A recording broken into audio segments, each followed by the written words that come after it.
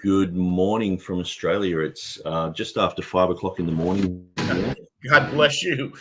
We're going again. Had the privilege of being in Australia twice in the last 2 years. Just absolutely loved it.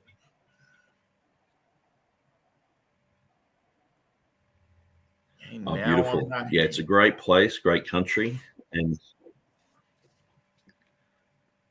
And so we've got a special guest here this morning, or in the afternoon in the United States of America. So we've got Phil Stringer. So Phil Stringer is a prolific writer. He is a Bible preacher. He's gone around the world several times preaching, and he upholds the King James Bible. He's part of the King James Bible Research Council. And so let's listen to Phil. Phil's going to tell us about his life, his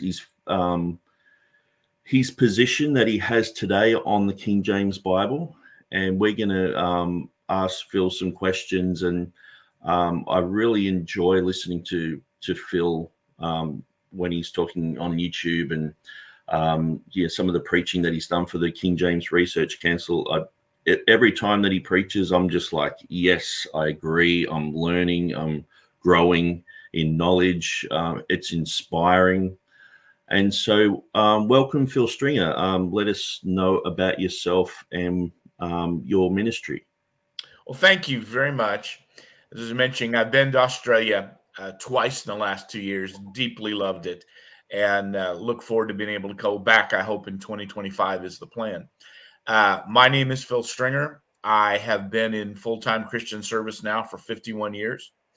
I try to convince people I was 3 years old when I started. That's how I've been able to do it for 51 years, but might have been a little bit later than that. But I have just enjoyed so much the King James Bible Research Council.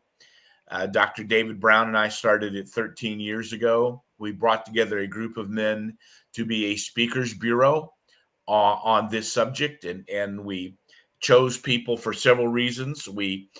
Everybody we looked at is someone who has deep involvement in other areas of Christian service: missionaries, Bible college professors, authors, pastors, Bible distributors, and we chose folks for specific attitude and approach to things. And you just played the intro advertisement for our upcoming meeting for our 13th year, which is in Michigan in the United States. Great group of speakers and great group of men. I'm very honored to be associated with them. We very, very seriously believe that it's important that we have an authoritative Bible, that the King James Bible is constantly coming under attack from various memes and ideas and cliches that people have used, that even just a little bit of research will tell you is not true. And I've always found it very interesting to find out why people were so very, very motivated to attack the King James Bible that way, almost desperate to attack it. Because if they can't get rid of it, then they end up with an authoritative Bible, and they're not the final authority anymore. And the King James Bible will lead you to change your life, to grow, develop, and all of those things. And so we think it's just very, very important that the attacks on the King James Bible be answered. I'm watching the names that are popping up here, some folks that I know of without having met, but I'm glad to hear from y'all. And it's just exciting to see what God does with our King James meetings every year. And the influence of them has just grown and grown and grown. And we're constantly hearing from people, just constantly, how grateful they are to have somebody to answer these various charges and attacks on people and on the King James Bible itself. And so we just really believe it's important. We have a Bible that is authoritative. It is the accurate translation of the words that God gave in Greek and Hebrew and a little bit in Aramaic. And that we believe through the process that began with the Tyndale Bible and extended for 85 years through the incredible work that was placed on the preparing the King James Bible, that they did an accurate translation of the words that God gave. And it's very important that we have them. It's very important that people approach those words with the knowledge and the assurance that they are the words that God gave to us. And because of that, they inform us about salvation. Because of that, they teach us doctrine. Because of that, it tells us how we're to live our lives. And that this Bible has withstood constant attack for 400 years and is still here with us. So I am excited about that conference. I have, the first 10 years I was a preacher, I did not take this position on the King James Bible. I was misinformed, believed what I had been told and taught, and repeated it and thought it and lived by it. But I was challenged 41 years ago to study this. And boy, when I put myself into it, and the very first thing I found out, we've been told so many things that are not true that can be disproven in 5 minutes. Why? How did this happen? How did we get to this place? But now 41 years ago, I told the Lord that I would put my faith in the Bible that he had been using for all these years. And not because I had every answer then or have every answer now, but I would put my faith in the King James Bible.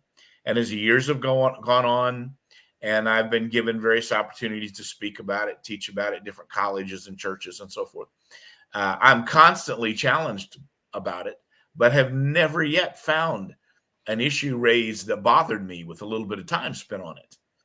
And in fact, my confidence has done nothing but grow. I'm not afraid to study or look at anything, but my goodness, the Bible we have, how God has used it, how it has withstood layers and layers of attack. I mean, the first attacks, people say, we got to replace it. It's too old. Go back to the 1700s. And generation after generation has thought they would be the people that finally put away the King James Bible. And yeah, here we are, 413 years. And it still has such an impact. And all the attempts, the warfare against it, and the warfare against the people that love it, use it, respect it, consider it the authority.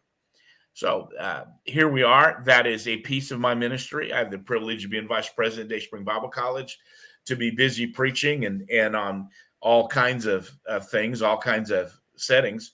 But it's just exciting for me to be able to be a part of those folks that are defending the King James Bible in a time when it's under such attack.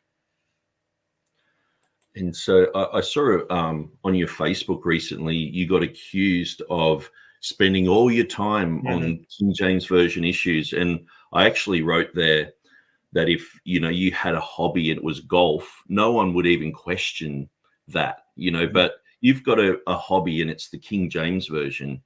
Are you just spending all your time? Are you obsessed with this? Is this an unhealthy obsession? I get, I'm very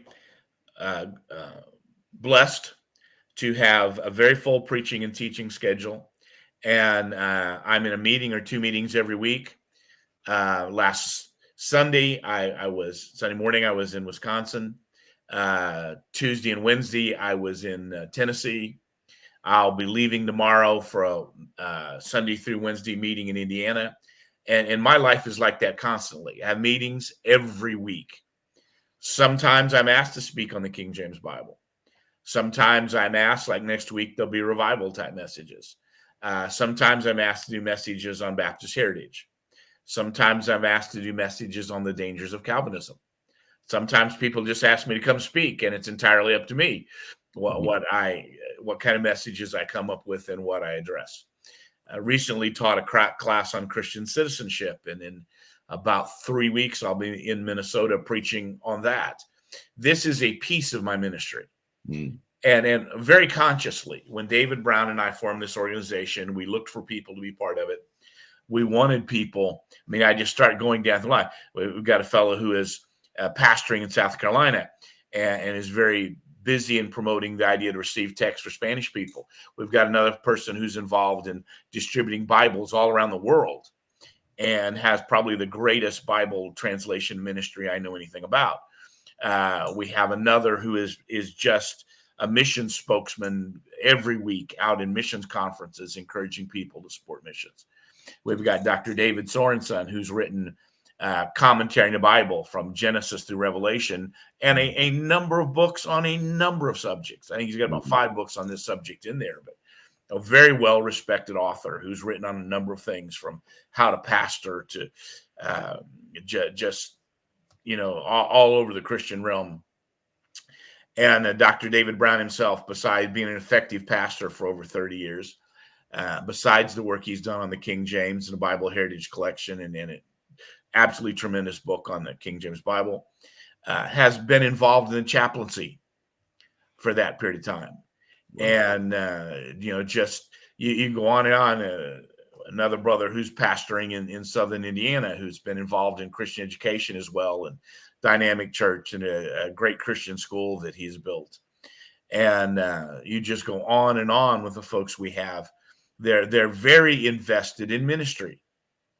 A piece of ministry is having an authoritative Bible.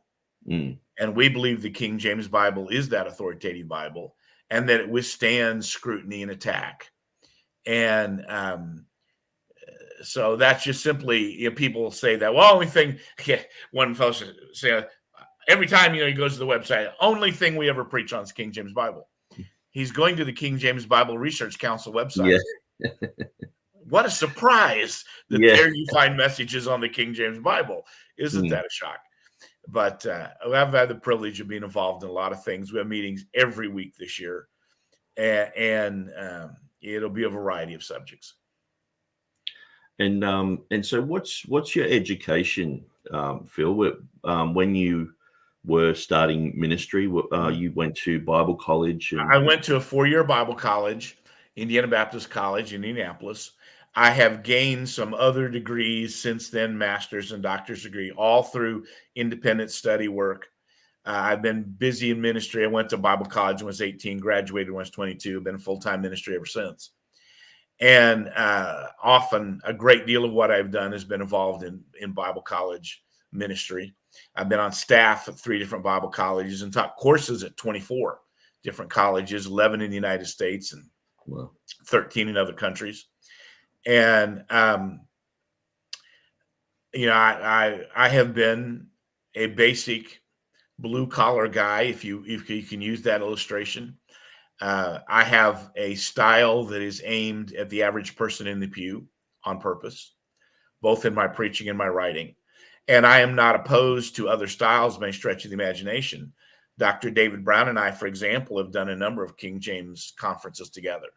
And I will speak first, and then he speaks. He is at a different level on purpose than I am.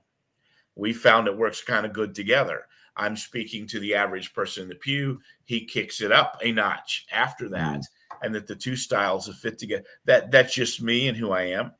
And it's an American phrase. I don't know if it'll translate in Australian, but I'm a bus kid grown up. I come from the era of the bus ministries. Every church was running buses, picking up children, bringing them to church. I came from a home that was not attending church. My father was a professed atheist who got saved about a month before he died, for which I'm eternally thankful. And I grew up riding the bus to church. I grew up as a bus kid. Bus kids tend to be a little bit simpler than the average seminary professor and in our approach. And frankly, sometimes a lot more practical in our approach. I said, and it got a lot of play, and it really upset some people. I said, that bus kids don't have any trouble understanding the King James Bible. It's seminary professors that can't understand it. There's a real truth to that, I will tell you. In all these years of ministry, I've never have to sit down with a bus kid and explain to them about the King James Bible and why it is that you can understand it. I never have them tell me you can't understand it. I've had preachers' kids, Christian school graduates, Bible college graduates, seminary graduates tell me you can't understand the King James Bible. But bus kids just come to a word they don't know, and they figure it's because they haven't learned that word yet. Learn it and they go on. And I never one time as a bus kid thought there was something unusual or difficult to understand about my King James Bible. So that's my background. And I like to believe I think that way, that on purpose, I have crafted my sermons that way. The books that I have written are written to the average person in the pew on purpose. I sometimes take criticism for it as if that was a bad thing, and I do not worry about the criticism of that at all. When I've written on history books, I've written 2 books on world history, 2 on U.S. history, 1 on Baptist history. They're not written for the classroom. They're written to tell the story to the average person. It used to be very common in history books, what they call 2 styles, textbook style and popular style. In the United States, at least, we've almost completely dropped the popular style. Everything's written like a textbook for the classroom. The trouble with that is no one reads textbooks that were designed for the classroom unless somebody's forcing them with an assignment, and then they read it for the pop quiz next day and then forget it all after that. The textbooks have their place. I don't mean to sound that harsh, but I have purposely written not that in that fashion, simply to tell the story as a story. That's how I teach history. That's how I write history. And that is how I have come to every subject, and that is how I have come to the King James Bible. And there has been a responsiveness to it.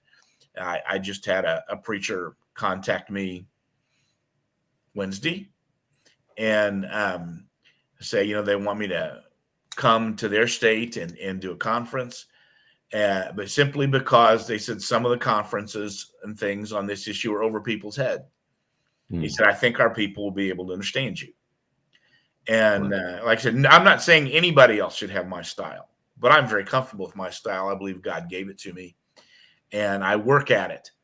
Sometimes I'll prepare something on the King James or something else. Say, that's not how you want to say it to the average person in the pew. So how am I going to adjust it till I get to that place? And I do believe that goes back to my bus kid roots. I didn't grow up knowing all this terminology. I didn't grow up knowing these issues. I didn't even know there was an issue on the Bible when I went to Bible college, or even when I graduated. It took a while, but that's just me and my style and what I have done and how I've gone about it on purpose. And so that must be why you're so popular outside of the United States in places like the Philippines and other places where they do speak English, but they also have their local dialect. You must be refreshing to them because you're speaking in a very simplified way. Well, I get a lot of invitations. I say that, and I enjoy those experiences tremendously in Philippines, Africa, and India, and it's just been a great blessing. And go to Egypt for the first time in December. Be doing a Bible conference in Cairo. I'm very excited about that. Wow, that's amazing. That's doors are opening up everywhere. So how did you come to adopt the position on the text that you have today? Well, again, I was challenged. I've been preaching for 10 years. I was sitting with a group of preachers in an office discussing something. I made a statement I now know to be very foolish. I didn't know it then, obviously, or I wouldn't have said it in a room full of preachers. But I was talking about older and better texts. And the preacher whose office we were in, I could see when I said that on his face, you see the reaction to that. But he didn't criticize me. He didn't insult me. He didn't call me names. He just said, Phil, can I talk to you for a few minutes when we're done? Okay. He said, I have a question. He said, how do you know texts that are older and better, that texts that are older are better? Paul talks about those who are corrupting the scripture during his lifetime. And he said, if you found a text that Paul was referring to, it would be the oldest text ever found, and it would be corrupt. And he challenged me to study this. Well, I'd always had questions about the ending of Mark. I had high school. Pastor recommended Schofield Reference Bible. I asked for one for Christmas. I got it. I'm going through it. I'm all excited. There were places where it really helped me. But on the text issue, it's got serious problems. So I came to the note in Mark 16, and the note said that this ending, these last 12 verses, were not in the 2 oldest and best manuscripts, but were in many others. I'm saying, well, what does it mean? Are they in or are they out? This is not a little thing. We're not supposed to take away a word. We're not supposed to add a word. These 12 verses are in or out, and whichever, if they belong in, taking them out is terrible. If they're not in, putting them in is terrible. So when I was challenged to study this, I devoted a year to Mark 16. Everything I could get my hands on, Mark 16. And I found, for example, and it said, it's not in the two oldest and best, but it's in some others. 600 oldest texts at that time ever found in Greek of the ending of Mark was in 598. Now, if the note had just said that, these two verses are in 598 of the 600 oldest texts, but not in two others, I'd have had no questions at all. That'd have been real simple. You had a couple that were not very good, and it was obvious because of them. Well, and there are many, many other reasons, but I just devoted a year, everything I could find. I went to the rare book room at Christian Theological Seminary. I just, anything I could do. And I look back and said, well, there's tons of evidence for those verses and no significant evidence against them. And I said, if they had said anything in that footnote similar to the facts, I'd have skipped right over it, never had a question, it would have been a problem. And that I realized I'd been had. Yeah. And that it was not an attempt to cover the subject in any sense of fairness. And that, again, is when I told the Lord, I said, from now on, I've got faith in King James Bible. I'll look at anything. I'll study anything. I won't be afraid to face things. And whatever's there, I'll face it. But I'm starting out on the assumption that this is the Bible that you're using. I was also a history guy. I was always a Bible guy and a history guy. And you can sure trace the history of the King James Bible and its incredible influence. And then from then on, I've approached every subject that way. And I mean, I hear virtually every day, so what about this? What about this? What about this? And everybody has a cliche that they think nobody's ever noticed before. They're the first one that ever found it. And now that they're going to mention this, everybody's going to drop their King James Bible. It's all over. And a cliche after cliche after cliche after cliche. And then you look at it and you see these folks, they didn't do any study of this. A simple look. And just, for example, the King James meeting coming up, the one coming up in May, this year I'll be speaking on 1 John 5:7. And some years back, I said, well, I need to look at this. People say it's not in any of the manuscripts anywhere and this, that, and the other. And then you find out that the early church stemming directly from the New Testament in the Roman Empire very often use Latin. And 1 John 5:7 was in thousands and thousands of Latin Bibles. Yeah. And why is that? Particularly since I'd read one book that said the verse was invented in the 1500s. Well, how did it get in a Latin Bible? Invented in 1500s, you get in a Latin Bible so much farther back than that. And then you find out it's quoted. And the argument went something like this. So, well, it can't really be in the Bible, because if it had been in the Bible, people like Athanasius in the great Athanasius Arius debate and Nicene Creed and the folks that had the conferences on the Trinity would have quoted it. And then you find out they quoted it. Yeah. And then you say, well, those quotes are fake. Well, how do you know they're fake? Because that verse wasn't there then. Well, how do you know it wasn't there then? Because they would have quoted it if it. And you see the absolute circular reasoning. And at the end of the day, it really comes down to, if you're against the King James Bible, you must be scholarly. If you're for it, you're not. Some of us take exactly the opposite approach of that to things. And then I would hear people say, well, Peter Ruckman and the Ruckmanites are the only ones that defended the King, 1 John 5:7. And I have, in fact, if you've got it sitting in the car, found out that when this was being debated, the Westcott and Hort text, and Westcott and Hort, particularly Hort, were determined to get rid of 1 John 5:7. That many Church of England preachers wrote defenses of it. And that you can buy those, reprints of those, off the internet.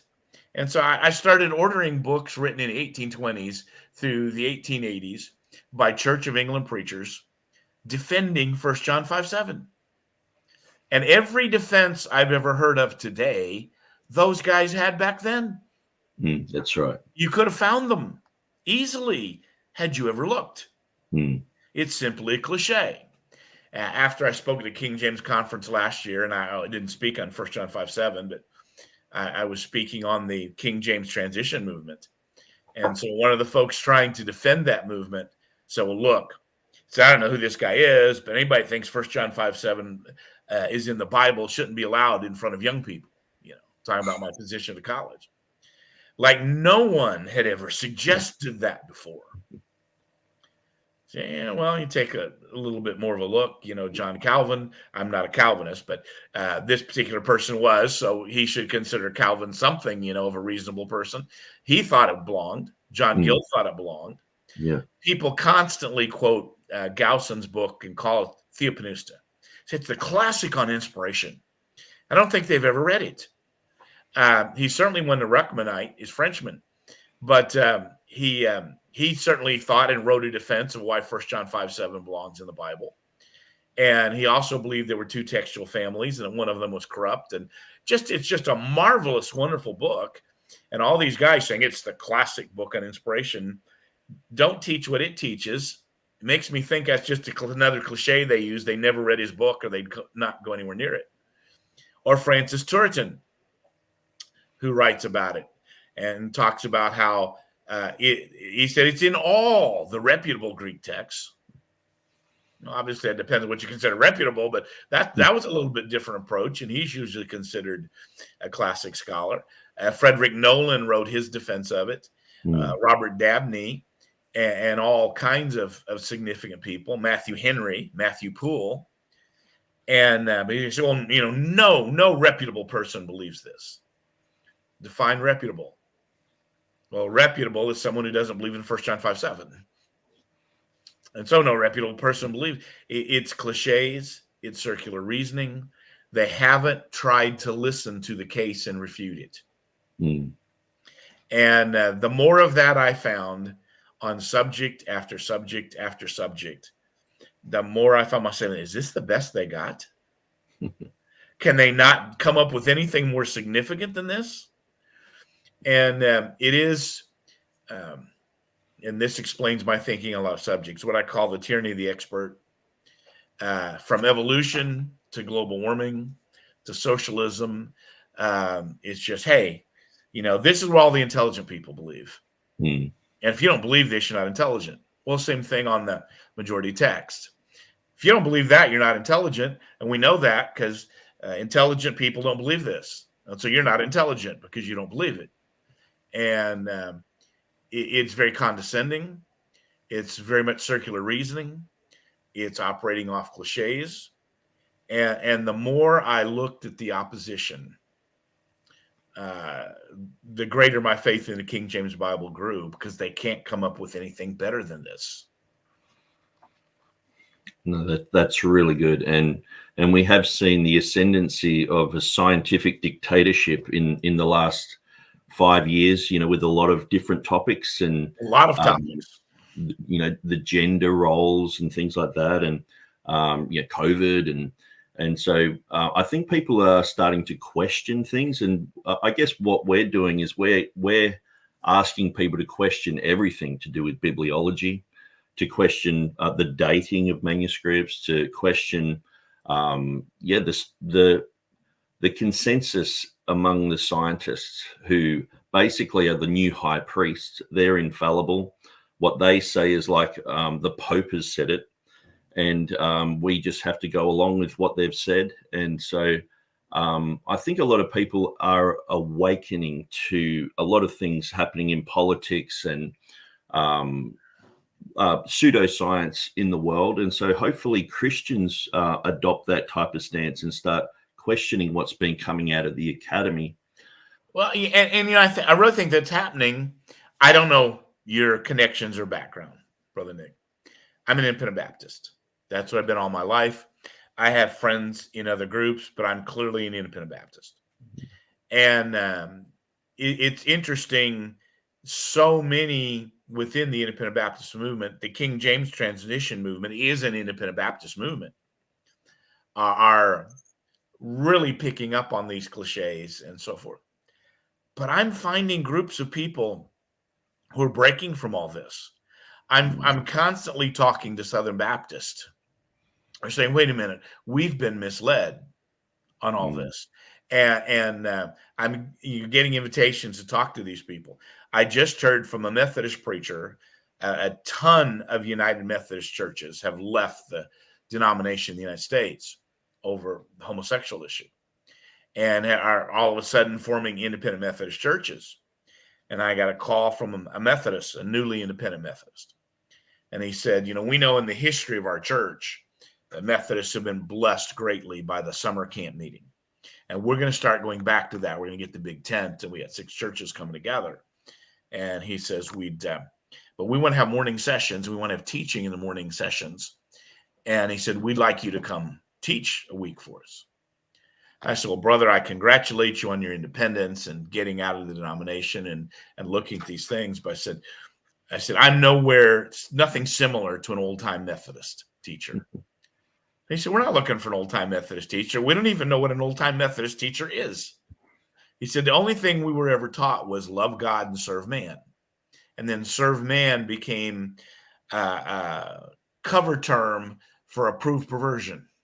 And he said, we want you to come be our teacher because we've been listening to your messages on the King James Bible. Methodists? I'm getting this invitation from Methodists who want to study the King James Bible while I'm listening to some of the more prominent Independent Baptist voices saying it's time to get rid of it. I mean, we're living in an interesting moment, and we're living in an interesting time. And the doors to come to grips with this truth are opening in places like you wouldn't believe, and closing in some places you would have thought they would have been much stronger. It's just an interesting time. I don't know where it ends. Probably not going to live long enough to see this one play out. But it is a very interesting moment, and there are people starting to say, well, why should I believe that? Why should I wear a mask? When does the next ice wave start? Ice age start? Why have they been telling us every year since 1983 we only have 10 years to survive climate change? And people said, well, why again do we trust this minority text? Why is it we trust all these other Bibles that contradict each other? In fact, this crowd virtually says trust every Bible except the King James Bible. There, and the internet, which is, you've seen damage come from people. Obviously, every foolishness you can think of is posted on the internet. But you see an awful lot of truth there as well, and people can find access to things. And I know right now in my life, it's utterly amazing the number of invitations I'm getting. And that's basically from folks going on the internet and finding my messages or interviews like this one and so forth. I've been reasonably busy preacher for 51 years, but nothing, the number of invitations I get right now and the places is just mind-boggling. Wow. And that is the internet, and that is people asking questions and starting to say, why should I believe this?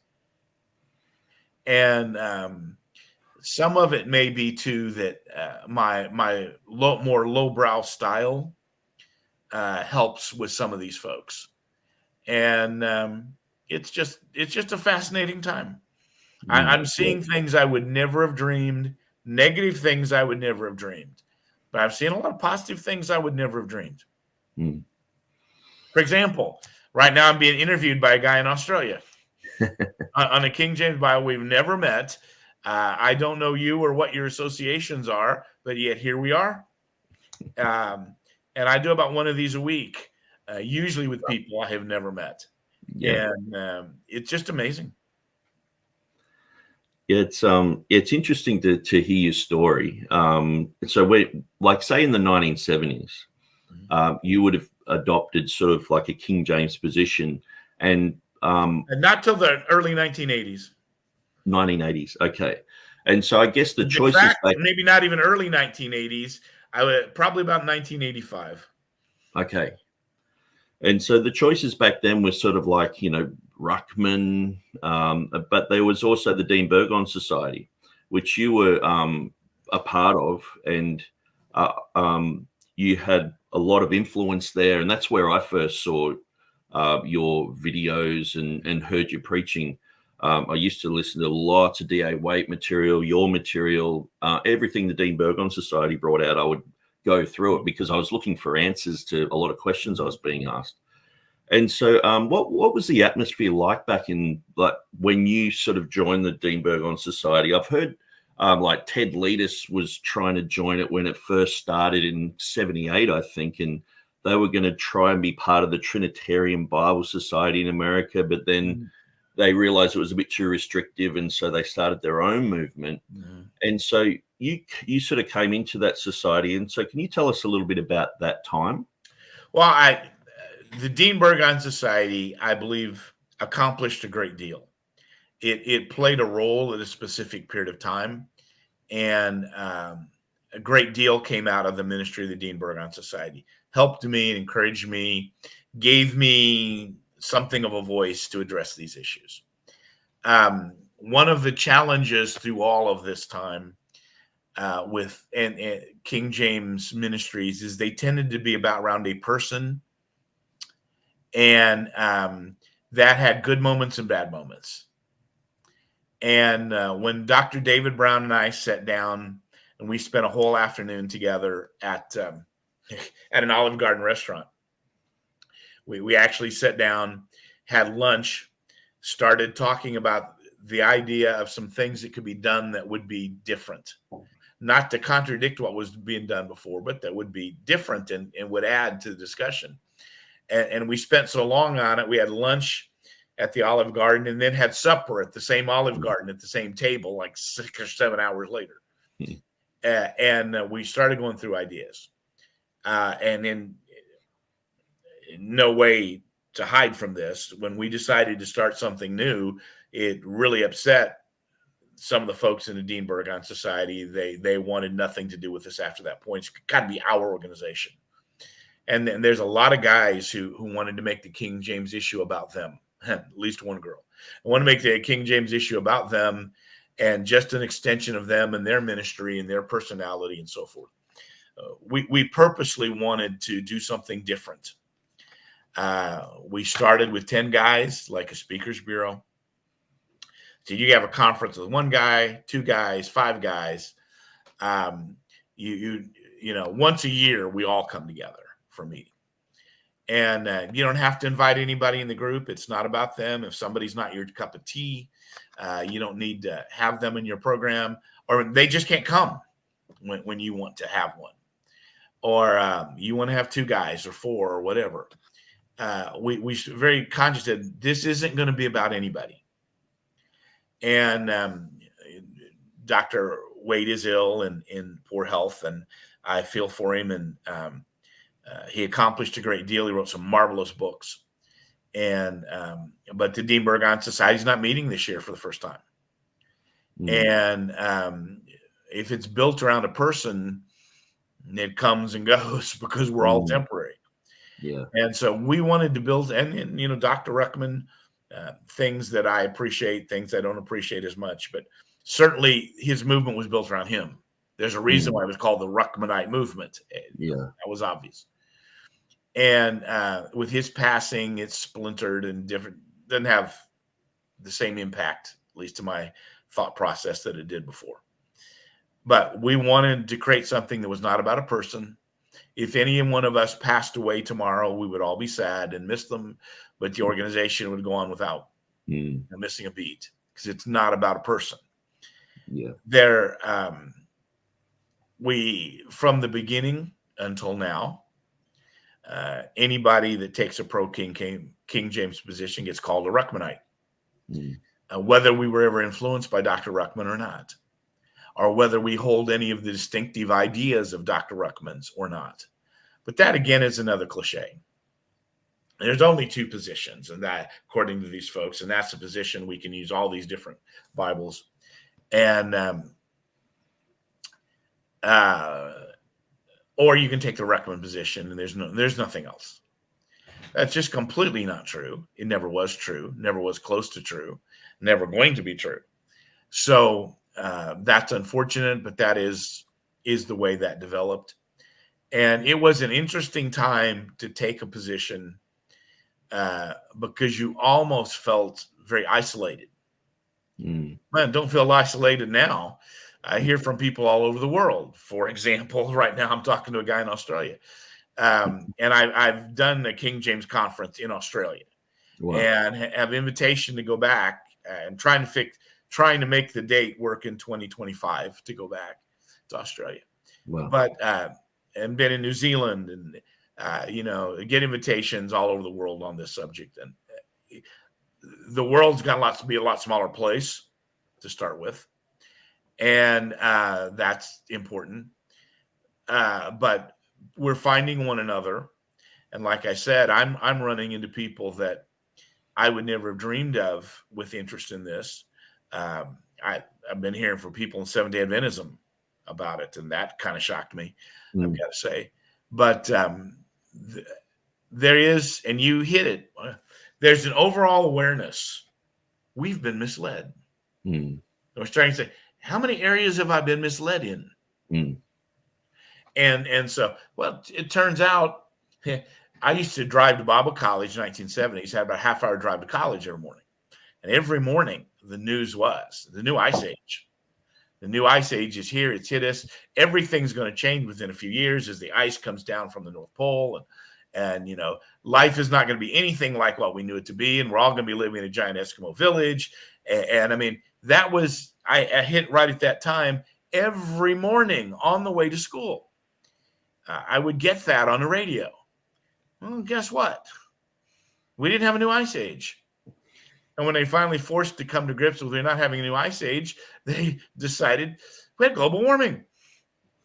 And obviously not true. We were fed so much nonsense during the pandemic. And a lot of people have figured that out.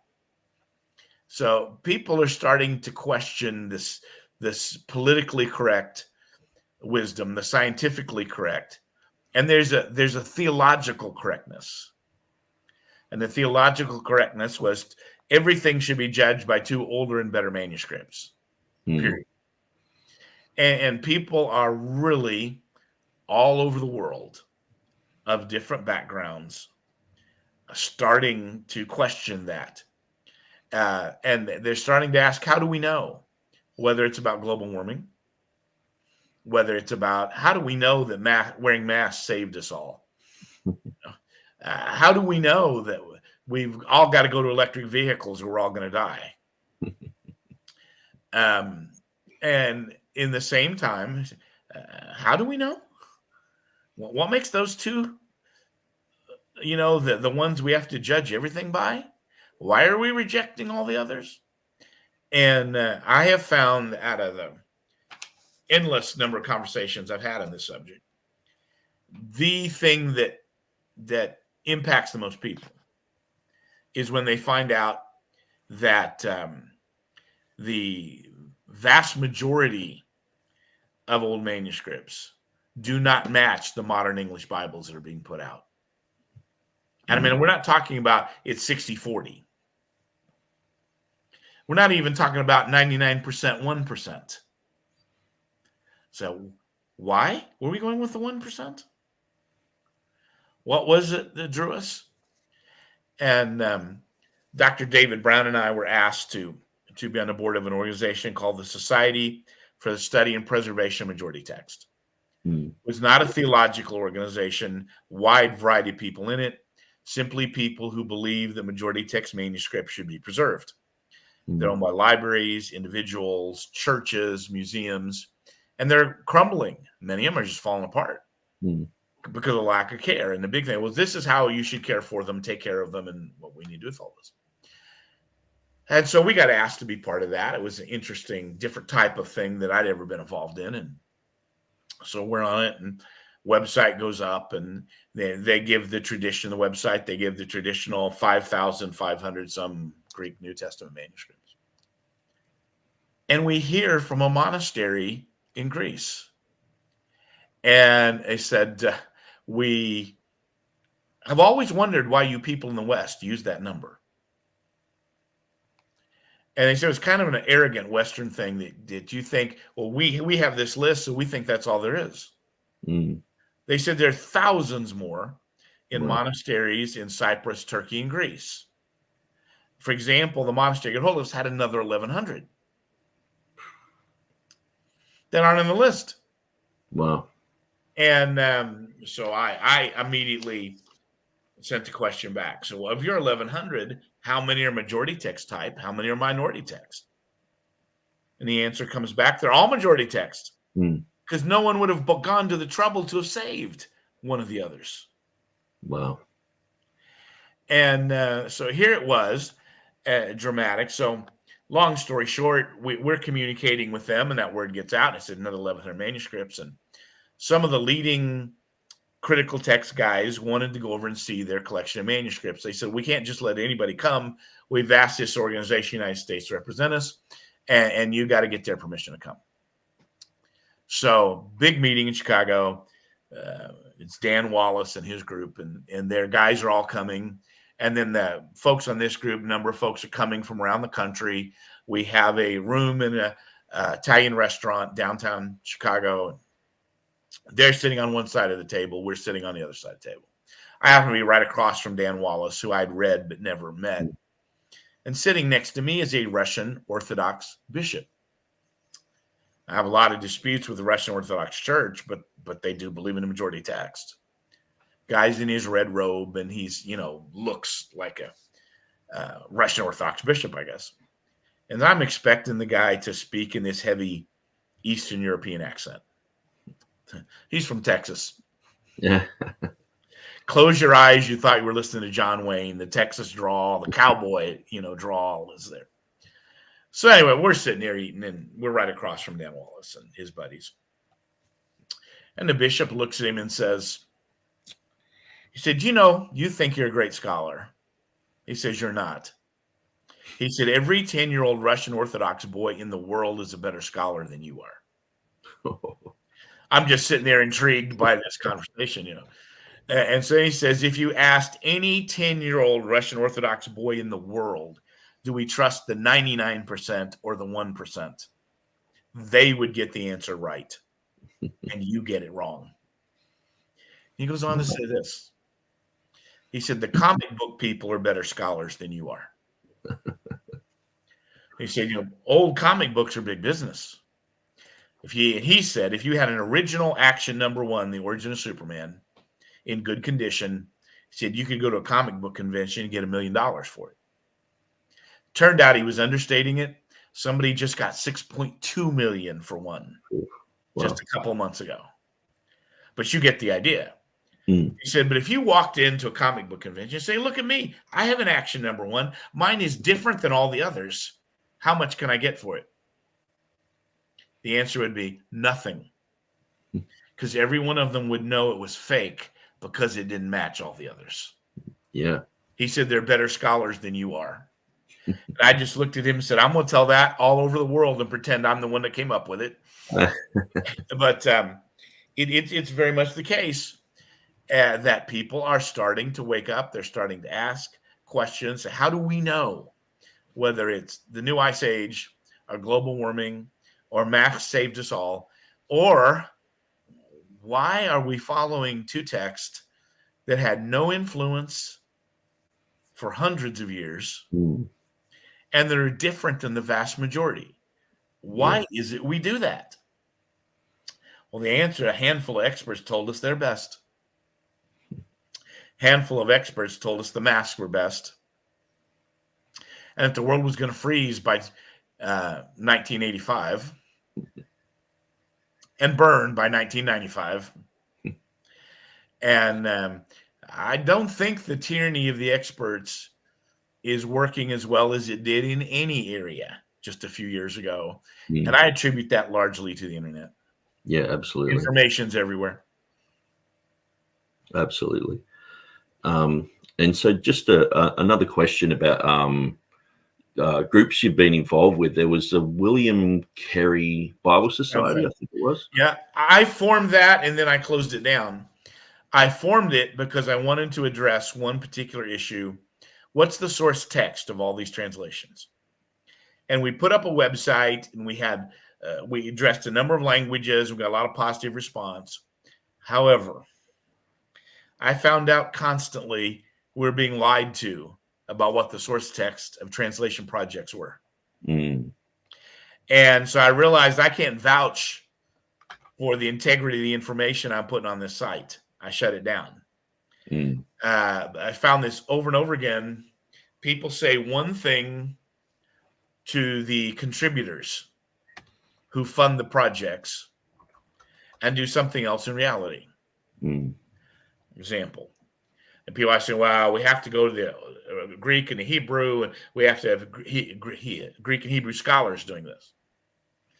And then you find out they just copied an English Bible. Mm. One Filipino translation. I got to meet one of the guys that had done it, and it was from one of these groups, so Greek and Hebrews, everything. And he said, he said, we didn't use Greek and Hebrew. We used a Moffat translation. Oh. And that's what we had. That's what made it different. That's what made it so that you could copyright it. He said, ours is the Filipino translation of the Moffat Bible. But that's not what the organization was telling anybody. It would have blown their credibility completely out if they had told the truth of what it came from.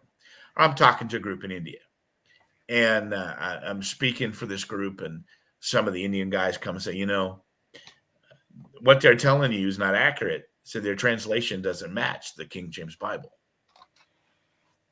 So I'm asking them about this, and they finally break down. I said, well, because they had told me that they had Greek and Hebrew and the King James Bible in front of them. They said it wasn't really the King James Bible. It was the New King James Bible. Mm-hmm. And I found out, bless their hearts, the good folks, Trinitarian Bible Society in England, which have done a lot of good work on a lot of subjects. I want to commend them for it. Mm-hmm. But I'm asking them, say, all your translations, what's the source text? What did you translate from? They wouldn't tell me. They simply would not tell me. Really?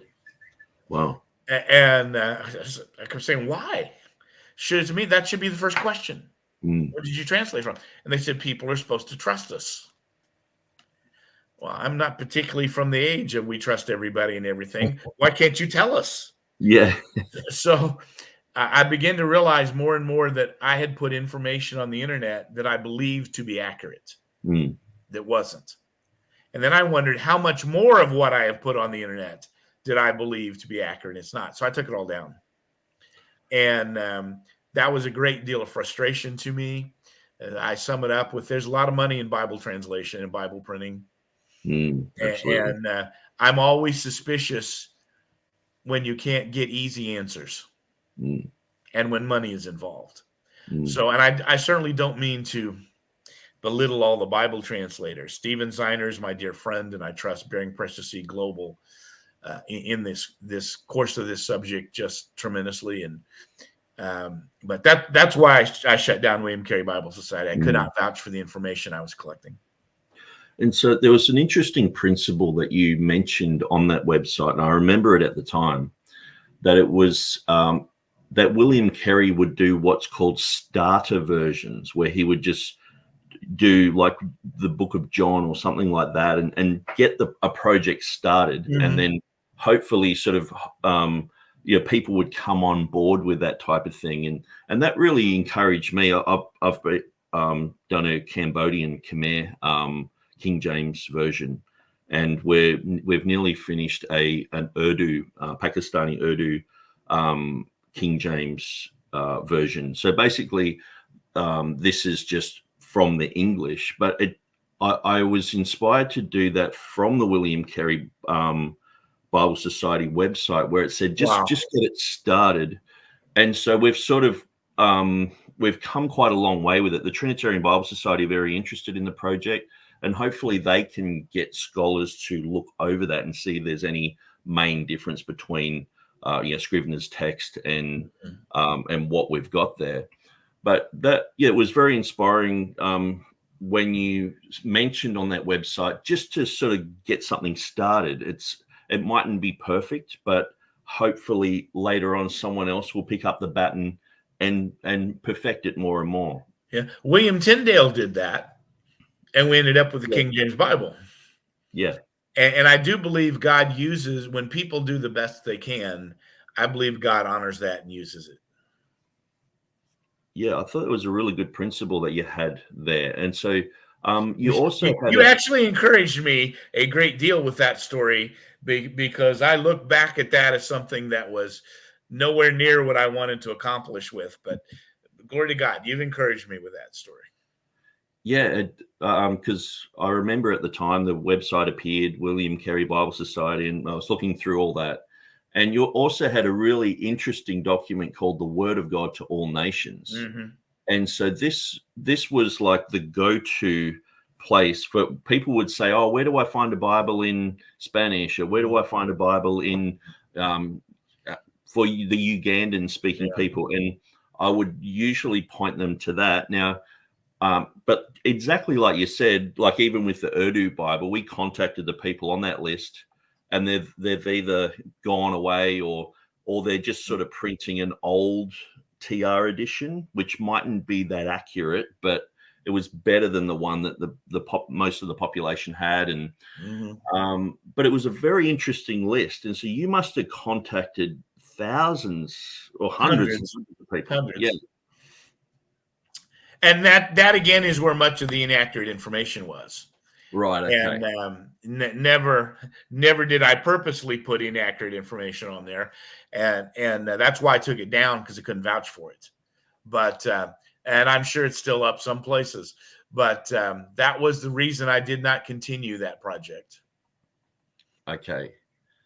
But I sort of felt that what was the spirit that was behind it was just like, the people in Papua New Guinea who speak the Angave language, there's a contact, you can contact them. And to me, this was invaluable, like even because I would often get people with my website, like contacting and saying, do you know an Indonesian translation? And so I would send them this information, but usually have the caveat that, look, I'm not sure if these people are genuine or not. You have to contact them yourself, but here's a start. And sometimes even just the historical information would be invaluable as well. Like that sometimes there was a King James Bible or a TR Bible already made in their language by the earlier Bible societies. Or like even when we're doing the Cambodian one, there was a 1954 Bible that was akin to the King James. But the Bible societies bought the copyright for that and just shelved it. And I was shocked at that. And so the translator that we had over there, he went through and just he was using that edition as well. But we couldn't have it exactly because of the copyright issue. Right. But he ended up doing the Cambodian New and Old Testament. It still hasn't been printed yet. It's just sort of floating there on a computer somewhere.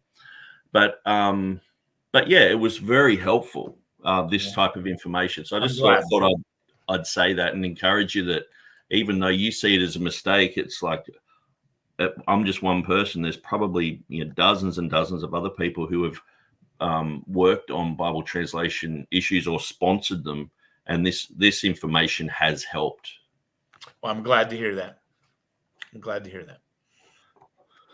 Okay, so I'll just so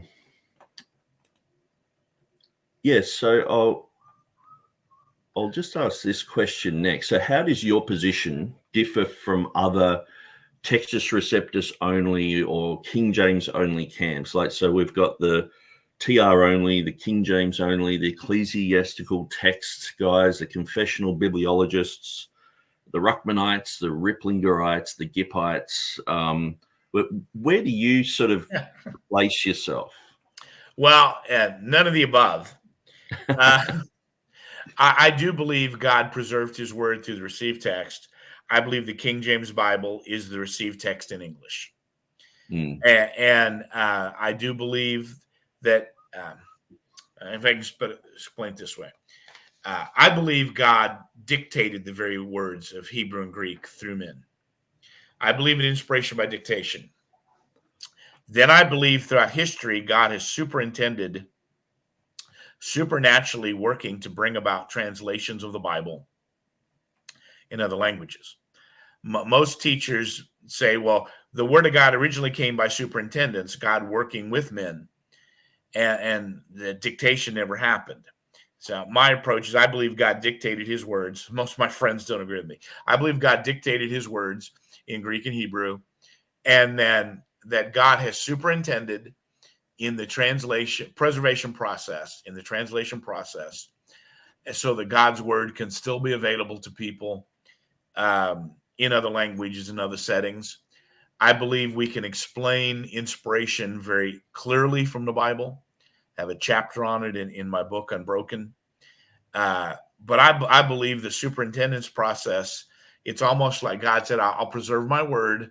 Trust me, I got this. And he doesn't give us the details. And so I believe the King James Bible is the one final translation of God's word into English that they talked about at Hampton Court.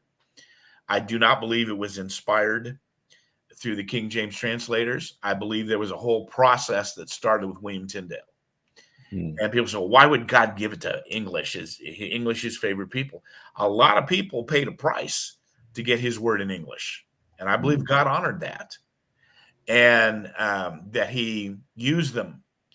So the list you gave of positions, none of them would exactly fit me. Okay. And I think that on every detail, we don't require people in the King James Bible Research Council to agree with every detail of what I just said. No, I think most of them substantially do. I'm not sure all of them would explain dictation the way I just explained it.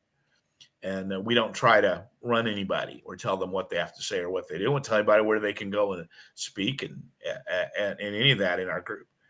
But it's an incredibly wonderful but deep subject. So much false information was out there as people have tried to sort out the false and get back to something that's biblical and accurate. There has been a challenge in doing that, and people have tried to approach it different ways in order to get that accomplished. No, that's great. And so I've just got a quote here from David Cloud's book. And so he says here, Hills presented an excellent overview of the history of the received text, including a description of the various editions of the TR, which were published from Erasmus to the Elzevirs. Hills also pointed out that the King James Bible represents a unique form of the received text, and he believed it was this precise form which should be followed. And so then it quotes Hills. It says, the King James Version ought to be regarded not merely as a translation of the Textus Receptus, but also as an independent variety of the Textus Receptus. But what do we do in those few places in which the several editions of the Textus Receptus disagree with one another? Which text do we follow? The answer to this question is easy. We are guided by the common faith. Hence, we favor that form of the Textus Receptus upon which, more than any other, God, working providentially, has placed the stamp of his approval, namely the King James Version, or more precisely, the Greek text underlying the King James Version. And so that's Hills. It's a couple of quotes sort of mashed together there. So would you be in general? Yeah, I would be very, very comfortable with that statement. Okay. Again, I'm a history guy. And so when I was wrestling with all this, I said, well, what has God used? I mean, the historical legacy, credentials of the King James Bible are unmatched. And so I'm very, very comfortable with saying this is the Bible God has used for several hundred years. I was influenced by Edward Hills and the concept of the common faith. I would agree with the quotes that Mr. Cloud referred to in addressing that. And I just think it's very, very important that we we get away from this idea. I need something new and bright and shiny, something easy and modern. And we're not, that's fine with a car. That's fine with a computer. But we're talking about something that's 2,000 years old at the newest part of it. And bright, shiny, new, and easy are not terms that I find to be relevant to the Bible. And people have asked me, so well, should I translate? I want to do translation work. Should I translate from the Greek or the Hebrew or from the King James? My answer is always yes. Yeah, I think, and one of the great things about William Carey, who emphasized, you use every tool available to you. The American Bible Society abandoned this in the early 1900s, but for a period of time, the American Bible Society said, we do a translation from the Greek and Hebrew, then we check it all by the King James to make sure we got it right. Wow. I thought that was a very wise approach to the thing. God has used the King James Bible in a fashion that is beyond that which any other Bible, any other language, any other translation has been used. I'm not against good translation of the languages. I wrote an article on Christian education for a Dutch magazine. They asked me to write it, said, you write it, send us, we'll translate it. And so they did it. They sent me a copy of the magazine, which was in Dutch, and I couldn't read anything but my name in there. But they sent a note with it. They said, in deference to what we know are your convictions, we use the old Dutch Bible in your article. And I appreciated that. I appreciated that consideration on their part. And God used the old Dutch Bible. And I thought that was, apparently it's not the one they use all the time, but they did that for me. And I just was very appreciative of that and that approach to it. I'm glad for every Bible God has used. And I by no means want to imply the King James Bible is, English is the only language you can have the received text in. And so I've tried to encourage and strengthen efforts to do this along the way, and thank God for them and the people that do them. And I know of a number, which is what led to the William Carey Bible Society and to all addressing all that. But I do believe, and I've challenged some folks. So how do you explain this? Back on the 400th anniversary, I got to speak at different times with scholarly people who were addressing the anniversary but wouldn't take a position anywhere near ours. And I'm saying, how do you explain this? Why are we having a 400th anniversary? How has it lasted? In the 1700s, people were saying it's too old. Why are we having the 400th anniversary? And you just have to say whatever terminology you end up with. God's hand was on this. There was something supernatural about this and what God did with it. And you pick whatever terms you want. I'm not going to argue with you over the terminology, but I don't believe God inspired anything in 1611. But I do believe God's supernatural hand was on the King James Bible, and that is evidenced by how he has used it over these 413 years. Yeah, well, that's a good answer. And so you've defended the Textus Receptus and the King James for many years, and a lot of people do that on the internet and in their ministries. But you seem to have a very proactive Textus Receptus position also, in a sense where you promote Bible translation work overseas into many languages. Can you talk a little bit about that, and perhaps like the Spanish Bible and other projects that you've sort of been involved with? Yeah. Oh, I've done what I could to encourage Spanish projects to have a received text. My Spanish brethren got caught in the same situation we are, group of folks with cliches, political agenda, and you got to use this critical text Bible. And then but they get all their money from the received text King James people. So they developed this. Well, this is really the received text. You English people just don't understand. It's really the received text. Then why doesn't it match it? Why do the people who produced it say this is their position and what they used? And, I can get along with people I disagree with. I've talked to Spanish brethren, and they say, we don't want to receive text. We want the critical text. I disagree, but, good, honorable people. But guys who absolutely know what they're using is the critical text, but tell everybody it's received text in order to raise money, that just irritates me to no end. So and there have been several attempts to do receive text in Spanish. The one that I believe has been the most influential has been Reina Valera Gomez, led by Humberto Gomez. And I watched the folks try to attack him and destroy him and all the false things that were said. And I'm kind of used to having false things said about me and my position in my Bible. And so I get it. I really think that's the best of the Spanish attempts to have received text, but there are others. And I commend anybody trying to put received text in any language. And I commend the other projects addressing that in Spanish. But I don't think they've had the impact that Reina Valera Gomez has. And that's there. I mean, I've been around folks. I had the privilege to go to Korea and be in one of the conferences for producing the Korean Bible there. My friend Steven Zeiner is very, very invested in this. This is his whole ministry. He's the best guy there is on it, and that I know.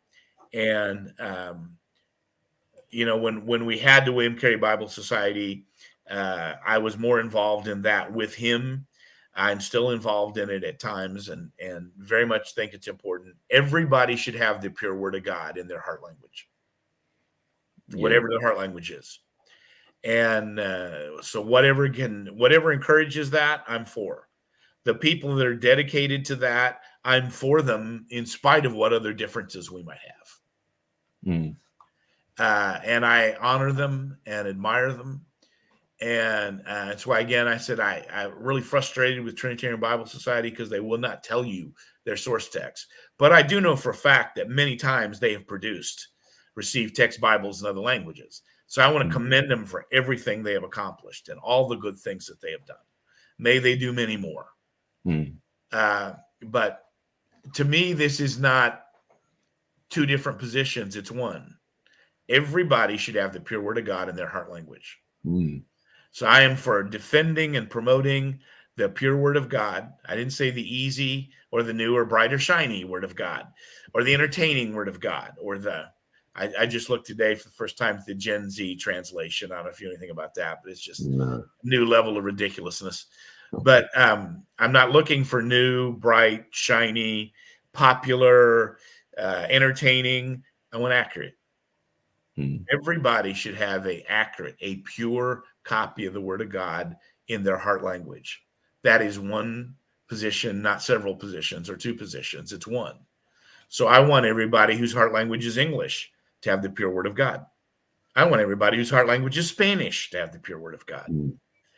And it was a very, very interesting experience on the Spanish because we were dealing with people who were, openly dishonest. In private conversations, they admit they were dishonest, and they just threaten you if you did anything about it. And it was the ultimate example. Political pressure will destroy you. One of them had led in prayer at a meeting, asking God to kill me, and another preacher, and that was in 2001 or 2002, I forget. God hadn't got around to it yet. And so again, it was a great illustration of there's a lot of money and a lot of prestige in this business. And I do not believe money or prestige ought to be our motive in any aspect of Christian service. And you find out the idea of an authoritative Bible that rules over us is a threat to a lot of people. For a lot of reasons. And one of the things I try to stress talking about is I don't agree with everything in the Bible. Don't get me wrong. When the Bible and I disagree, I know which one of us is wrong. I know which one of us is in error. The Bible tells me to forgive everyone. I don't especially like that. If there was a stringer version, we'd fix those verses. But it doesn't matter because I'm not the authority. I don't like the doctrine of hell. I've had weeping mothers say, please tell me he's not in hell. And I can't. But whether I like it or not doesn't have a thing to do with whether it really exists or not. Yeah. I am not the authority. And so we're supposed to have this attitude toward the scriptures that it is the authority when it says what we wish it didn't say. We believe it. And we ought to have this attitude dealing with people. Said, if you ever see a conflict between what I'm telling you and what the Bible tells you, don't believe me. Believe the Bible. And for a lot of folks, it seems like the Bible is the tool for them to have their own authority and their own influence and their own money and sometimes like their own little cult that is just built around them. God help us to be delivered from that at every level. Yeah, that's really refreshing, because there is a lot of ego in some preachers out there, and it's good that people are pushing forward the Word of God and asking for accountability as well, like just sort of saying, go to the Word of God, check what I'm saying with the words of God, which is refreshing, because some people, like you're saying, do make themselves the absolute authority on some of these issues, and we've seen over the years people trying to defend the King James, but we wouldn't agree with them, like people like Ruckman and Gail Ripplinger, but they've had quite a huge influence on a lot of people. So it's almost like they've got the right answer, but getting to that answer is a bit questionable. They're sort of saying, well, I liken it to like in high school, we had our mathematics book and we could just check the answers in the back of the book. And so oftentimes we would cheat in school and we would just go to the back of the book and write the answer. But then the teacher would say, how did you come to that conclusion? And we didn't know. We're just fudging our way through. And it seems like, Ruckman and Ripplinger and a lot of other people have answers to King James questions or Textus Receptus questions. They've got the correct answer at the end of the day, that it's an accurate text. It hasn't got errors in it and things like that in many cases. But how they got there can be really quite questionable. And so you've written 2 books about Gail Ripplinger that are available on the Old Paths publication. One's called The Occult Connections with Gail Ripplinger, and the other one is The Messianic Claims of Gail Ripplinger. Can you explain these 2 books and what caused you to write these? Let me go back first, say something about Ruckman. I have very mixed feelings about Ruckman. I am not a complete Ruckman critic. I think he did a lot of good forcing the issue out in the open and causing people to face it. I think his books have tremendous amounts of wisdom in them. Unfortunately, the wisdom is wrapped up in an awful lot of personal venom. And it caused a lot of people to miss the point. At the same time, it helped a lot of people to get the point. So my feelings on Ruckman are mixed. I understand why the name generates people. Oh man, I don't want anything to do with that. I do get that. However, I also think he did a lot of good at the same time. I do not have similar feelings about Ripplinger. My feelings are not mixed about her at all. I believe her whole story is a scam. And that she likes to tell about being a Harvard-trained linguist, and simply not true. There's no truth about it. She lied about her first 2 marriages. And there was a reason for that, because she and her second husband, at least, were scam artists that went around with a totally different story than the one that she tells now.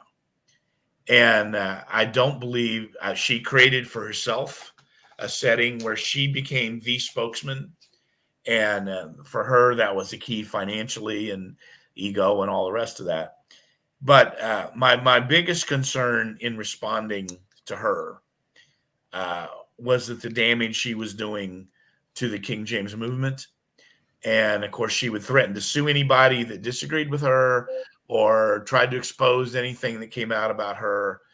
And I had her threaten to sue me.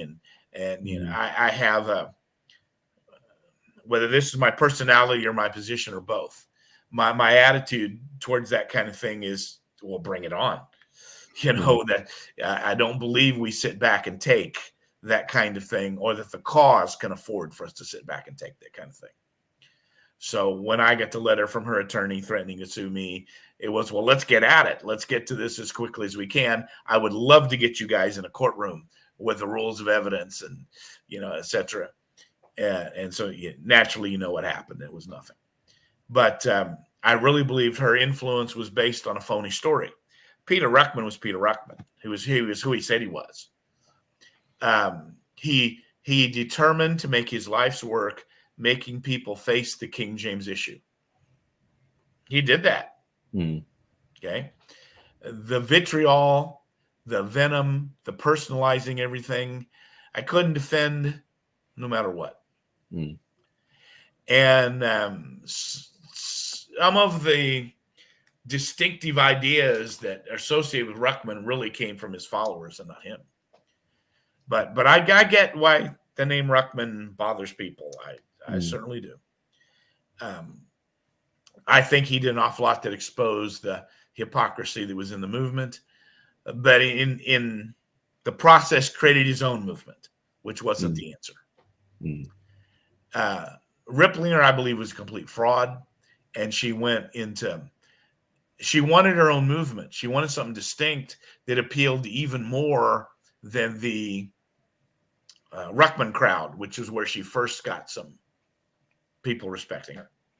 So she began to develop ideas and doctrines that I'd never seen from anybody before. For example, King James Bible was inspired on the day of Pentecost.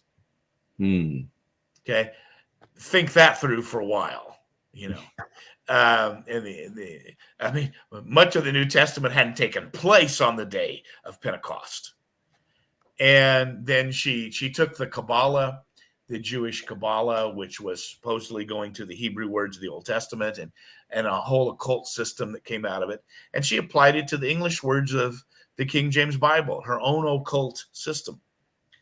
When I first began to work on the book, Gil Ripplinger's Occult Connections, and I'm looking up these books she quotes in Awe of Thy Word and Hazardous Materials and so forth, I can't find them. Can't find them anywhere. And I began to think maybe she invented them. Well, it turned out she didn't invent them. I found them.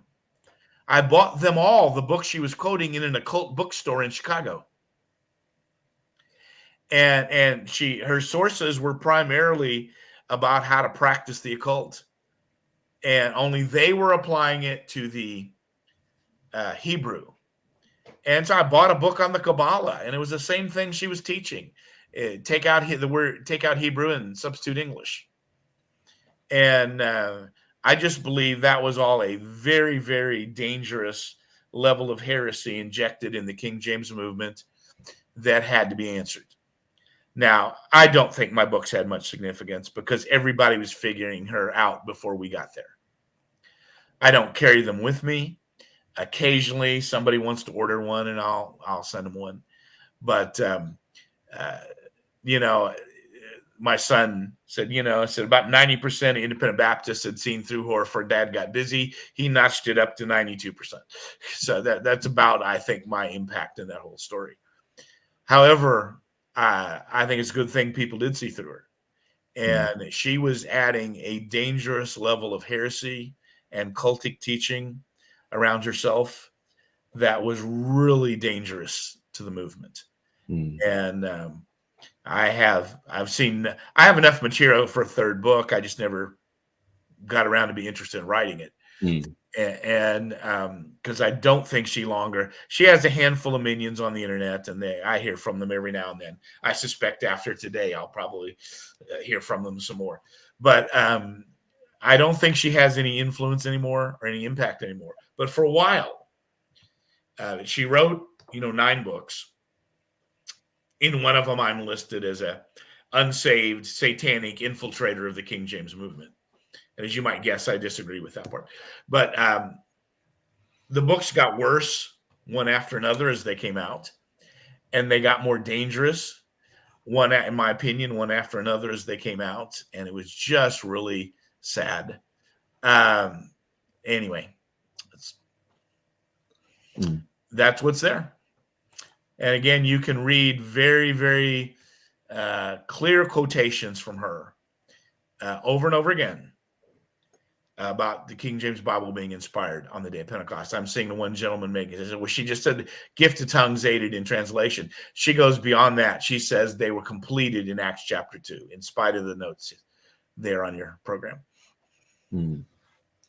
Yeah. And so what would your recommendations be to people who have come to this type of position where they're like, oh, the King James, where they came through someone like Peter Ruckman, or they came through someone like Ripplinger. Like Will Kinney told me the other day, I interviewed him, and he said that his first introduction to all the mistakes in modern Bibles was through Gail Ripplinger.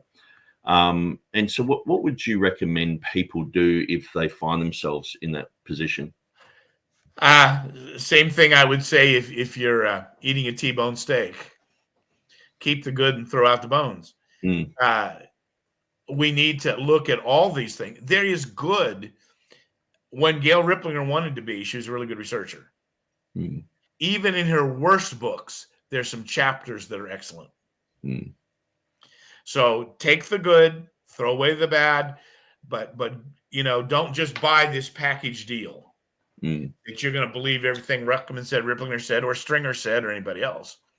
Go through and address it, and see what you got, and deal with that which is helpful, and throw the rest out. I certainly know people who've been helped by Ruckman's books, and I am certainly not a Ruckmanite. And I have friends in the Ruckmanite movement. I have some real enemies in the Ruckmanite movement who are very critical of me. But I profited from his books. There are sections in all of Gail Ripplinger's books, even the worst at the end of her writing career. There are chapters that are good and helpful. So benefit from them and take it. Don't be caught up in the rest. Yeah.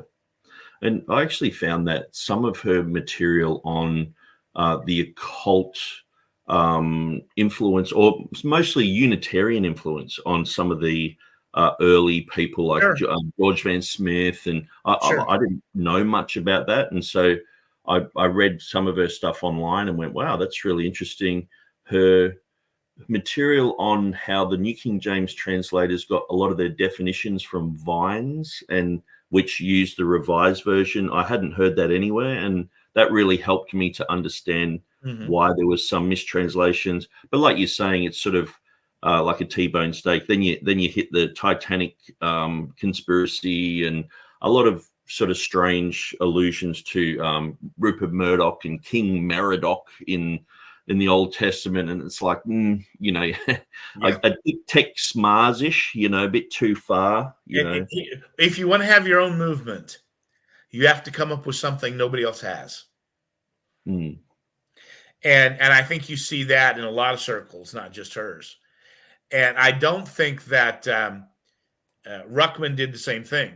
Ruckman was just Ruckman. He said what he wanted to say, he did what he wanted to do. He was who he said he was, and take it or leave it. And he had a style that hurt him. Frankly, I look at his style and I look at Donald Trump's, and I see the same style of communication, but he was what he was. If you check a little bit into Gail Ripplinger, she's not who she said she was. And this is a totally different thing with her. Okay. So speaking of people being labeled occultists and things like that, there's an interesting book that you've written about Westcott and Hort and their occult connection. And so recently, Mark Ward has done a textual confidence collective with some friends of his, talking about Westcott and Hort, and they admitted in there that I think it was Westcott, went to a seance, and not long after that, he was calling the Textus Receptus a vile Textus Receptus and this type of thing. What's your take on the whole thing about Westcott and Hort being involved with the occult? Well, I have an ever-growing message on that. There's several versions of it on the internet, and I keep finding out more, so it keeps getting more complete. There's no question. I have the books by both Westcott and Hort had sons named Arthur who produced their letters and biographical look at them. And I think one of them sitting here on my desk right now. And their fathers believed in something called the communion of the saints. The communion of the saints was a belief that spirits did not necessarily go into eternity when they died. For a period of time, they were still around and could communicate with people. The whole cult around that called anthroposophy. There is a group called the Christian Community that's very active in Europe and the United States that teaches that. And you go onto this, you find out that Westcott supposedly would spend the night in the dark in the auditorium of the chapel of one of the churches he pastored, where the spirits would come and communicate with him all night. And there's several things like that. You see that more and more in various forms of Bible translation. So I think Westcott and Hort were actually in communication with spirits, familiar spirits. They probably really thought they were the spirits of the dead, but they're demons. They're lying. That's what familiar spirits are. And the impact, I became aware of that, and I addressed that. And then other things began to collect. J.B. Phillips' New Testament, not much of an issue now, but it was at one time. Bill Gothard used it, his Institute in Basic Youth Conflicts, over and over again. And he wrote a book called Ring of Truth. And in Ring of Truth, he's talking about his experience. And according to Phillips, he wrote C.S. Lewis, noted literary figure, a letter. But Lewis died before he could answer the letter. But the spirit of Lewis wasn't comfortable going to heaven, leaving his correspondence not answered. Old gentleman. And so one day Phillips says, one day he's in his study working, and the ghost of C.S. Lewis appears to him and talks to him for hours. He probably thinks that really happened. And a spirit probably did appear to him. A spirit probably said he was C.S. Lewis, but it's not a demon. It's a familiar spirit. And so I don't really trust Westcott and Hort to translate the Bible after that. I don't trust Phillips to translate the Bible after that. Yes. Now, I said that in a message in that number of settings, and said that in the book you referred to. But then people kept getting a hold of me, saying, "Well, yeah." And somebody sent me a book by Johann Greber, Roman Catholic priest, in Germany, 1930s, and his spirits came to him. He gets thrown out of the Catholic Church over it. The spirits are giving him these messages, and the spirits tell him a number of things. There's no hell, there's no blood atonement, etc. And the spirits tell him never, ever trust the received text, ever. So I mentioned that in a message. And somebody gets a hold of me and says, "You don't know the rest of the Greber story, do you?" So I said, after he got kicked out of the priesthood in Germany, he came to the United States. And he did a translation of the Bible into English. And it is still the Bible used by the Spiritualist Church to this day. Wow. So I got a hold of Flint, Michigan, Spiritualist Church, Flint, Michigan, sells them. I got one, I get it. He tells in the introduction how the spirits came to him and guided him in the translation of every word of his New Testament. And for example, when you go to 1 John 4:2, where we read, "Try the spirits," in the Greber Bible, it reads, "Trust the spirits." Oh. And so I added that to the message. And somebody got home and said, "You don't know the rest of the Greber story, do you?" It said the Jehovah's Witnesses had Greber's New Testament in front of them when they did the New World Translation. Oh, wow. And I looked it up, and they admit it. And the famous John 1:1, in the beginning was the Word, and the Word was a God. came from Greber by the Jehovah's Witnesses' own admission. So that got me into this more. I knew Joseph Smith had done a translation of the Bible. I got the New Testament. I got the Joseph Smith New Testament. In the introduction, he explains how the spirits came and guided him word for word in his translation. And they even gave him some places that were not in any Greek New Testament anywhere. And so there it is with Joseph Smith. And then Madame Blavatsky and Theosophy and the 7 levels of spirits, and you work your way up through the levels of spirits. And when you get to the highest level of spirits, they're all teaching you life lessons and all this. When you get to the highest level of spirits, one of the things they will tell you, never, ever trust or receive text, ever in the Bible. But then, the real jumper, Virginia Mollenkott, famed for her work with the New International Version, and famed as a leader in the omnigender revolution. She wrote a book with that title. And she, background, went to from a Christian home, Plymouth Brethren, went to Christian school, Bible Presbyterian. I'm not reflecting on those groups at all. Graduates, goes to Bob Jones University. This is not Bob Jones's fault. Goes to Bob Jones, gets a bachelor's degree, master's degree. Teaches at Bob Jones. Teaches at Carl McIntyre's college. Yeah, fundamentalist credentials is what I'm trying to say. And then she, in her book, Sensuous Spirituality, says she got set free from the King James Bible. Wow. When she got set free from the King James Bible, she discovers she's a lesbian. Divorces her husband, goes on teaching English in very secular schools, writing books, and becomes one of the originators of the omnigender movement. The idea that there are unlimited number of genders, and you can be any gender you choose. Okay? And I mean, it's just amazing. And she tells this story that after she got set free from the King James Bible, God began to speak to her audibly. And not just God, the Holy Spirit began to speak to her audibly. And not just the Holy Spirit, but angels began to speak to her audibly.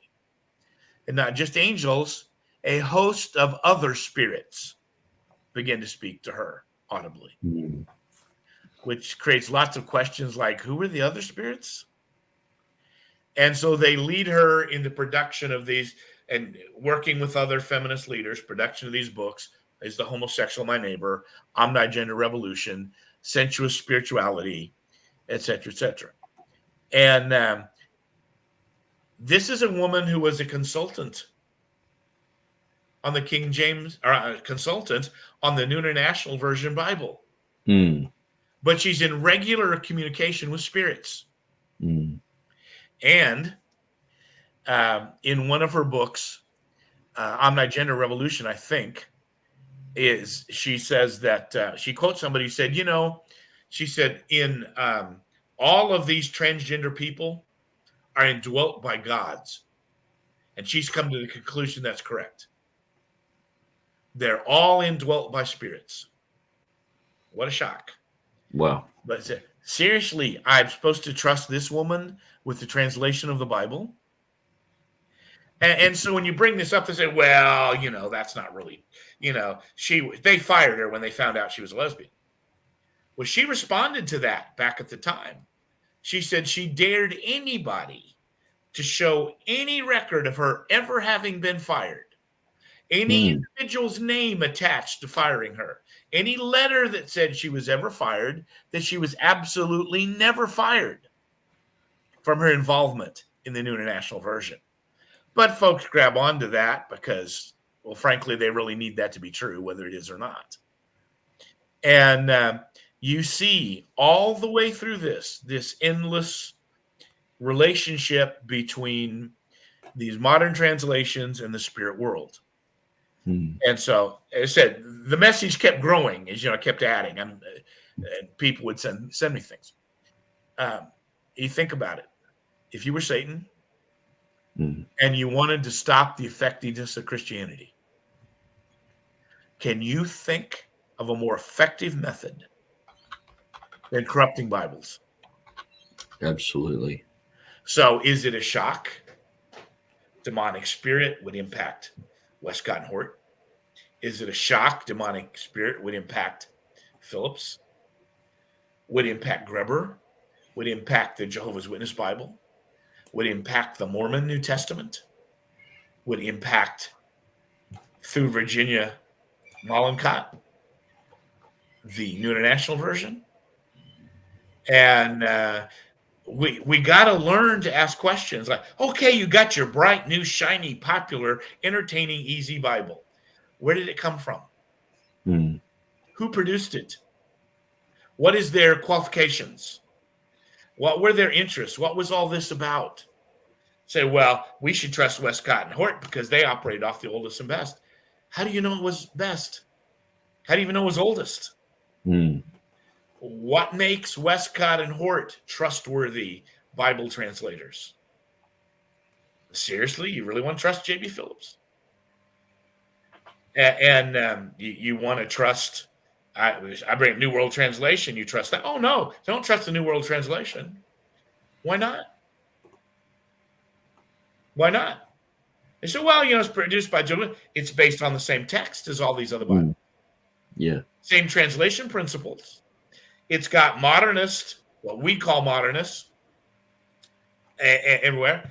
And I mean, why not? It comes from the same family. But the Jehovah's Witnesses put it out, so I'm trusted. As someone out here asking, do I have this stuff on Greber in writing somewhere online? I don't. But the introduction, Greber's book, The Spirit World, tells about his experiences in Germany. Don't trust received text under any. And the introduction to this Bible, the Spiritualist Bible, he tells the story of its translation. But this message keeps growing. And people say, you need to put the whole thing in print. I probably will someday. I just wondering what the next point in it's going to be. Because as this goes around in different versions of it, people are constantly getting hold of me. And what's quite amazing, a recent development is with this woman here, Jennifer Knust. And so she's been one of the principal editors for the New Revised Standard Version Reader's Edition, I think it's called. And she is a avid advocate for the homosexual movement, for the LGBTQ community, and saying that the Bible never says anything about homosexuality. And so she's one of the principal editors. And one of her main beefs was that she was trying to get Arsena Koite translated as something different to homosexual in their translation in 1 Corinthians chapter 6. But she got voted against that by her panel. But when you go through her material, it's like she's almost like got beliefs like Bart Ehrman. She's very strong with the LGBT community and says the Bible doesn't say anything about homosexuality, never condemns it. Which Mollenkott emphasized in her book, Is the Homosexual My Neighbor, which she co-wrote with another lady. She said, the Bible doesn't ever discuss homosexuality. It's all bad translations. If you just, King James is all bad translations. If you just had a good translation, you'd know the Bible never says anything about homosexuality.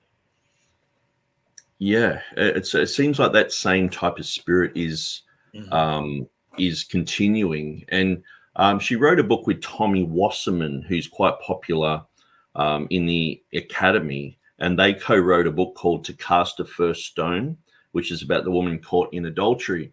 And when you go through Jennifer Knust's writings, like she's written a book here, like Unprotected Texts, the Bible's surprising contradictions about sex and desire. It's all about lustful things, like the woman caught in adultery. That's the only reason why she is part of that book.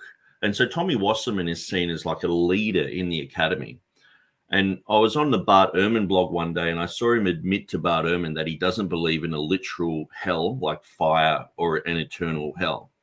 So he just believes hell is a place where you go to and probably, like the Jehovah's Witnesses, you just vanish away. But these guys are absolute heretics, but they're, here's one heading up a Bible translation It's which will be new and entertaining and popular and easy and shiny, and will have its advocates in independent Baptist circles. Yeah, and I guess that just shows us the deplorable state of the academy at the moment. And but I guess their argument will be, hey, King James was a homosexual, and so what's the difference? What do you got to say about that? Again, we got to learn to ask questions. How do you know that? Mm. I was challenged about this some years ago, and I said, well, God can use anybody regardless, and he can, but truthfully, he normally doesn't. So I devoted some time to this, produced a small book, now chapter in my book, Unbroken. First, I got the book from Steve Costin, who devoted himself to this. And then I went and dug up everything I could find on King James. So how do we know King James is homosexual? And the answer is everybody knows. Well, how do they know? What are the historical references? And this history book says he was, but what do they say about it? How do they know? Looking for first source information. I spent a month devouring everything I could find. Christian Theological Seminary Library, Indianapolis, Marion County Public Library, where I worked my way through college working at that library and ordering things and just everything I could find. And anyone who could be a witness to say, I saw him do this. He certainly never said he was a homosexual. Far from that. I'll cry from it. He declared that as a horrible sin. He told his son, you'll be asked to, as a king, to pardon people. He said there's four crimes you never pardon. You never pardon a murderer. You never pardon treason. You never pardon witchcraft. And you never pardon homosexuality. So, I mean, very, very strong on all this. And people say, well, homosexuals have often hidden who they were. Okay, what makes you think he was? And again, what are the specific accusations? Well, a fella named George Villiers, 25 years after he died, a man who'd been fired from James's court, the year after James's son was beheaded, came out and said it was homosexual and everybody knew it. They just wouldn't talk about it. How do you know? One of his political opponents made a sad attack on him. You ever heard that happen in politics? So what's the evidence? Could he ever say someone that, he was seen with this person, was involved with this person? And I understand it's been sent to me. I haven't watched it. There's a new movie that is a fictionalized account of James's affairs with people and all that. But again, what's the evidence? How do you know this?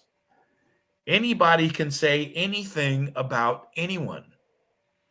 Okay, I could come off the program and say, I just did an interview with some guy in Australia who's really a Martian hiding on this earth. He's a secret agent of the Martian conspiracy. And, he's 7 foot tall and has 6 fingers. And I can say that, but it doesn't make it true. Anybody can say anything. Okay. How do we know this about King James? Give me some firsthand, and a lot of people have attacked me and say, well, you just ignore the historical evidence. I always respond to, give me a first source reference to homosexuality on King James' part. So far, nobody has. Now, I've just been challenged to look at this new movie. Haven't looked at it yet. And we'll see if they have anything. But I suspect it will be a fictionalized account. And I just simply no reason to believe he was guilty of this, and every reason to believe he was a godly man.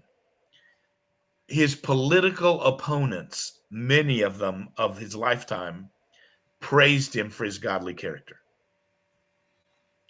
So he had to. I mean, these are the guys that ran Mary out of Scotland for being an adulteress. Do you think they would have looked the other way for a homosexual? And he's recorded that way in many of the books. as having been a person whose personal life was just godly and above reproach. And interestingly enough, one of the big arguments placed against him that he must have been homosexual, because English kings had a certain amount in the budget for mistresses. Mistresses lived in the palace with them. Queen had a separate palace. It's part of the program. It's just the way it was done. And there's no record of his ever having a mistress. Wow. So let's see. He had to be homosexual if he didn't have a mistress. It just didn't make sense that there was any proof for this. And where does it come from? Anybody can say anything. There is another reason why men don't have mistresses, other than being homosexual. And King James wrote a book to his son about how to be a king, Basilicon. Whole book. This is how you should be as a king. He writes to his son about the importance of morality. He says most civil wars are caused when the illegitimate son of a king tries to overthrow the king. He says you owe it to your people to be moral. He goes on to say you owe it to your wife to be moral. He says you want to marry a virgin, you need to offer your wife a virgin. You owe it to her. He had an elevated presentation on morality that's just almost impossible to find with a monarch. But 25 years later, somebody said he was a pervert. Got to have more proof than that. And I've spent many, many hours looking. Again, I'm going to look at all this new stuff and see what's there. But George Villiers was saying this 25 years later when it's very safe to say, because his son had just been executed and nobody from the Stuart family was in power. So he didn't have to answer to anybody. And conveniently chose then to bring it up. But he had people who seriously criticized him because of his teaching on divine right of kings. They said, but he is a godly, moral man. And one of the interesting stories, he had a body servant named John Gibbs.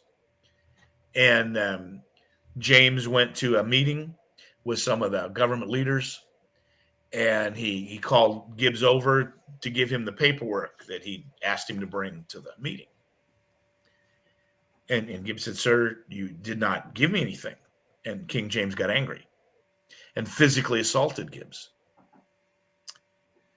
And Henry VIII probably had his head cut off, but you get the idea, medieval king.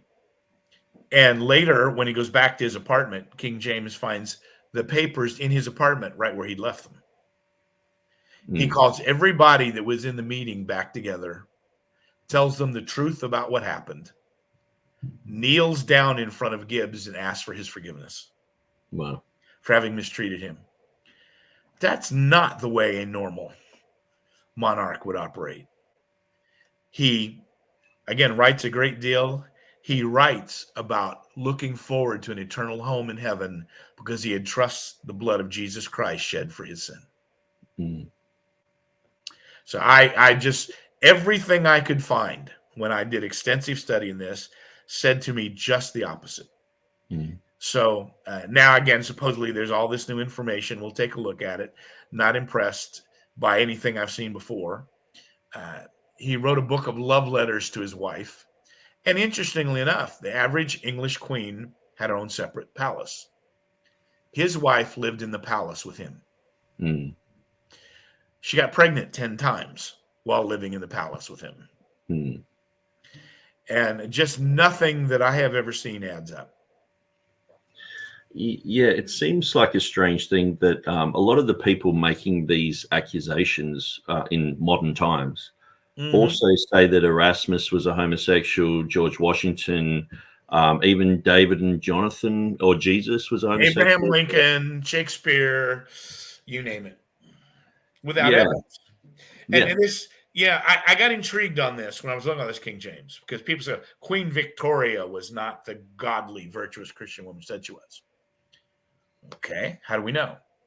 They said, well, she had an affair with her carriage driver. She had a carriage driver named John. She had an affair with him. How do we know? Mm.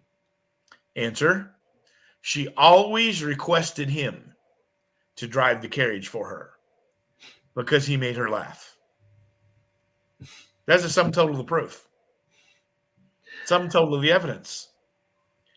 And I said, that tells me more about the people making the accusation than it does about this guy. She just happened to have a good-humored carriage driver, and so she preferred to be with him than whoever. And I mean, that's not proof. You can say anything about anyone. That's right. And I think your video that's on YouTube, I've probably shared that more than any other video. So many people would just come up and say, hey, King James is a pedophile, King James is a homosexual. And so I would just grab that video information and share it. But usually after like 3 minutes, they would get back to me and say, no, that information's wrong. It's like, how could you watch that video in 3 minutes? It's 58 minutes long. But it's a very informative video. It's very helpful. And I like the way that you bring things that are quite technical across in a simplified manner, because a lot of us doing this, that we're just laymen, we're not academics, and the way that you bring things across it's very helpful for the average Joe like myself. And so just another question, are you seeing a revival of the Textus Receptus position and the King James position? Referring to what I said earlier, I'm seeing a decline in independent Baptist circles in the position, but a significant revival outside our ranks. There's a growing Free Presbyterian movement that gets it. There is a growing number of people within the Southern Baptist Convention who get it. Independent Methodists who get it. There's an army of people on the internet addressing these issues, and I commend them. At the very same time, I'm seeing our independent Baptist colleges move away from it. So, a revival, yes. A decline, also yes. We just live in interesting times. Interesting time. And so we've gone for 2 hours so far, and so I'm actually just I need to take a toilet break. I don't know about yourself, but if you want to, it's about time for me to wrap it up for today. I've enjoyed it tremendously.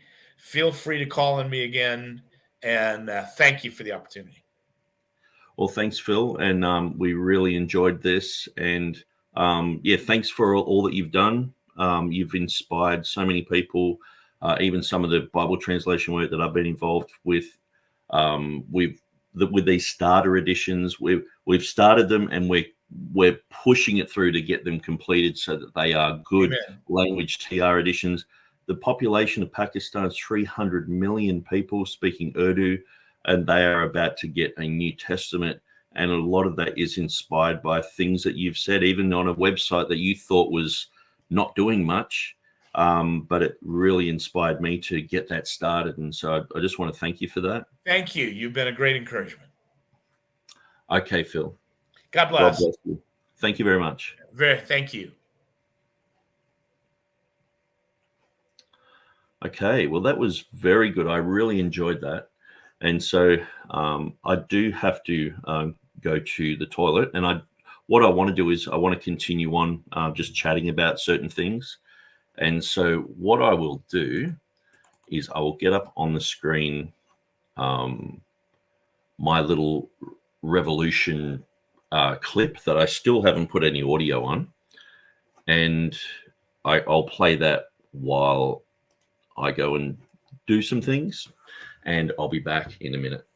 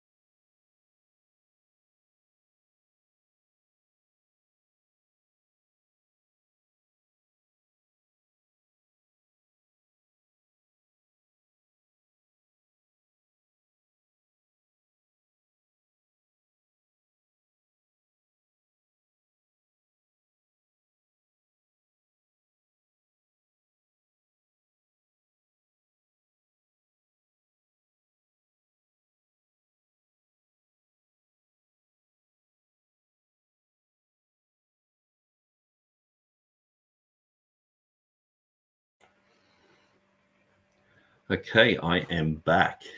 And so Phil Stringer, this is the William Carey Bible Society website that was online that was inspirational for me. And so I had translating the Word of God to all nations. And so this is one of the things that I really like about Phil Stringer's material is it's very proactive in the Textus Receptus community, in the King James community. And so what we see is he's not only just defending the Word of God, but he's pushing to have the Word of God in all languages. And so I think this is very important. And I think this is something that really needs to shift in the King James Textus Receptus community, because sometimes we can be there, defending, and that's all fantastic and great. But at the end of the day, there are people out there, living in the back blocks of, Papua New Guinea and Indonesia and China, in many places, who don't have a TR Bible. And when I lived in Pakistan for a year, the Bible there, which has been the common Bible since 1913, is basically based on the American Standard Version. And so basically it's a Westcott and Hort type of text. And you go to 1 John 5:7, it's not there, and, all that sort of stuff. And unfortunately, the Bibles before this were all TR based. And so what we've been doing is going through and examining this version and comparing it with the older ones and seeing where they've changed and amended things, but also comparing it with the English in the King James. And so we've almost finished a New Testament. And you don't need to be a savant to do this. you can find someone who knows the target language. There are so many people who speak Tagalog. They need a King James TR Bible in their language. On my website, we were working on a Japanese Bible. Now, apparently there has been a Japanese Bible made on the TR King James Version, but we were sort of doing a bit of work there, but then it dried up a little bit. But I'm sure that people use that material to create what they have today.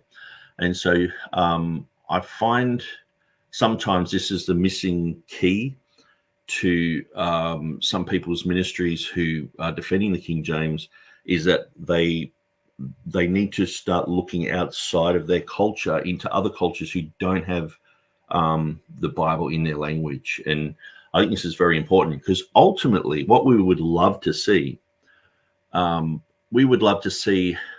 like, say, even the Spanish Bible. I know the Trinitarian Bible Society have just brought out one. The Gomez Bible has been around for quite a long time. But what would be an ultimate thing is to get a group of scholars, just like they had on the King James Translation Committee, who are fluent in Spanish, all to do the exact type of process that they did in 1604 to 1611, to have the cross-referencing process of dividing it up into different committees, people individually doing that translation, having to accept it with a committee, and then having all the other people accept it as well. But this is why the King James translation is so good, because they had this type of cross-referencing, which basically ironed out all issues. So that's why we say it's so good, because it wasn't just, people mock and say, oh, the King James floated down from heaven on a cloud. No, it was very, very hard work. That's why it's so accurate, because they worked hard at it. They went through everything. They shared their information with all the translators. They were going even outside of the translation committee and talking to other people on the outside about certain aspects of the Bible. And so it would be great to see that happen in every language. And when you go overseas and you realize the dearth of, there's a famine in the land. There is a famine of the Word of God in many places. And sometimes you get the Bible, that these people are reading, and it's like all you have to do is look at the numbers, and it's like, well, that verse is gone, and you look at the between like 17 verses and like 43 verses, sometimes they're gone, sometimes they're missing, sometimes they're just bracketed, and you just think that these poor people are not getting the full story. And sometimes also these Bibles are so bad. There was one in Papua New Guinea that they felt like people wouldn't understand what a lamb is because they don't have lambs in that particular part of the world. And so they actually translated the Lamb of God as the guinea pig of God. But a guinea pig is an unclean animal.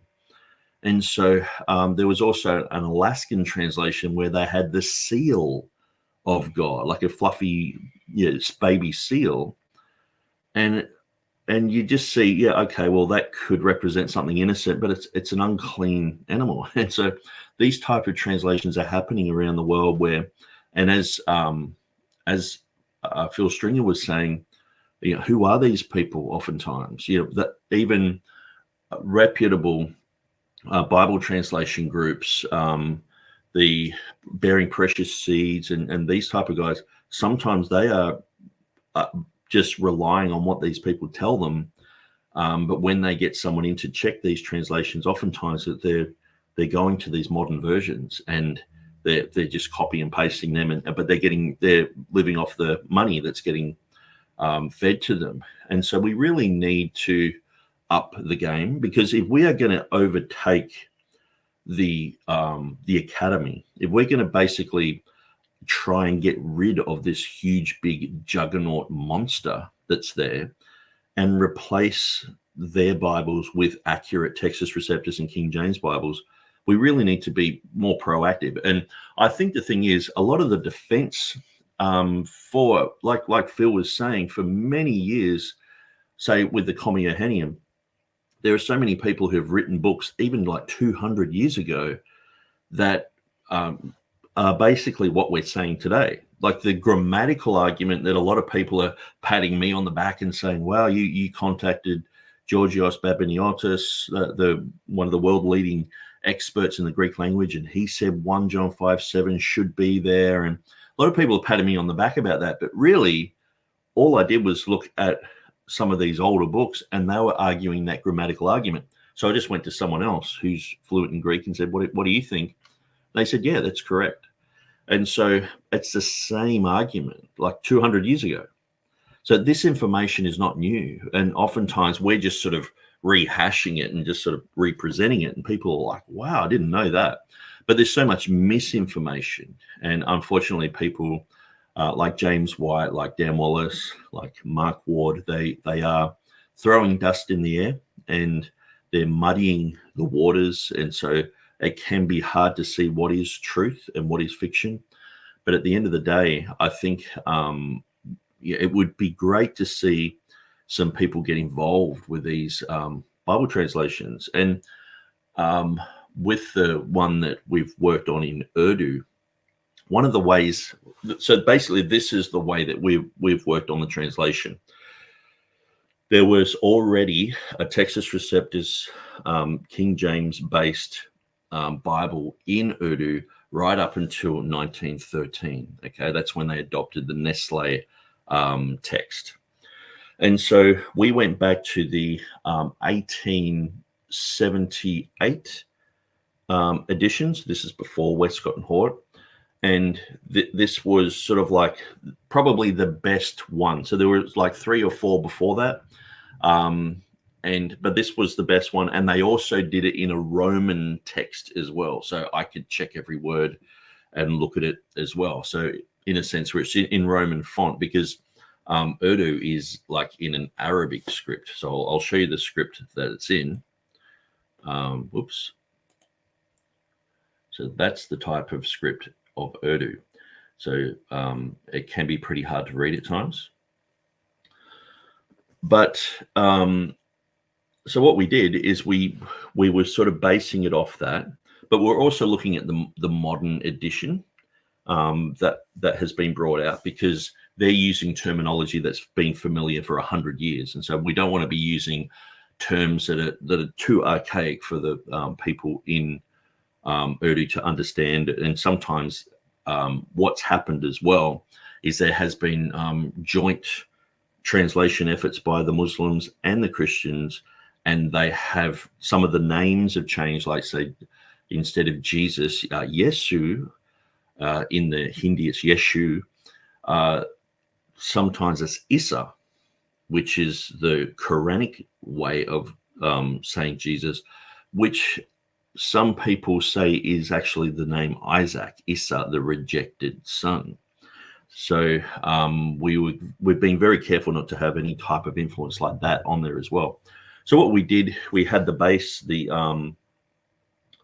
1878 text, and of course, I'm going through the King James edition, and we're basically translating that back into English to check every reading.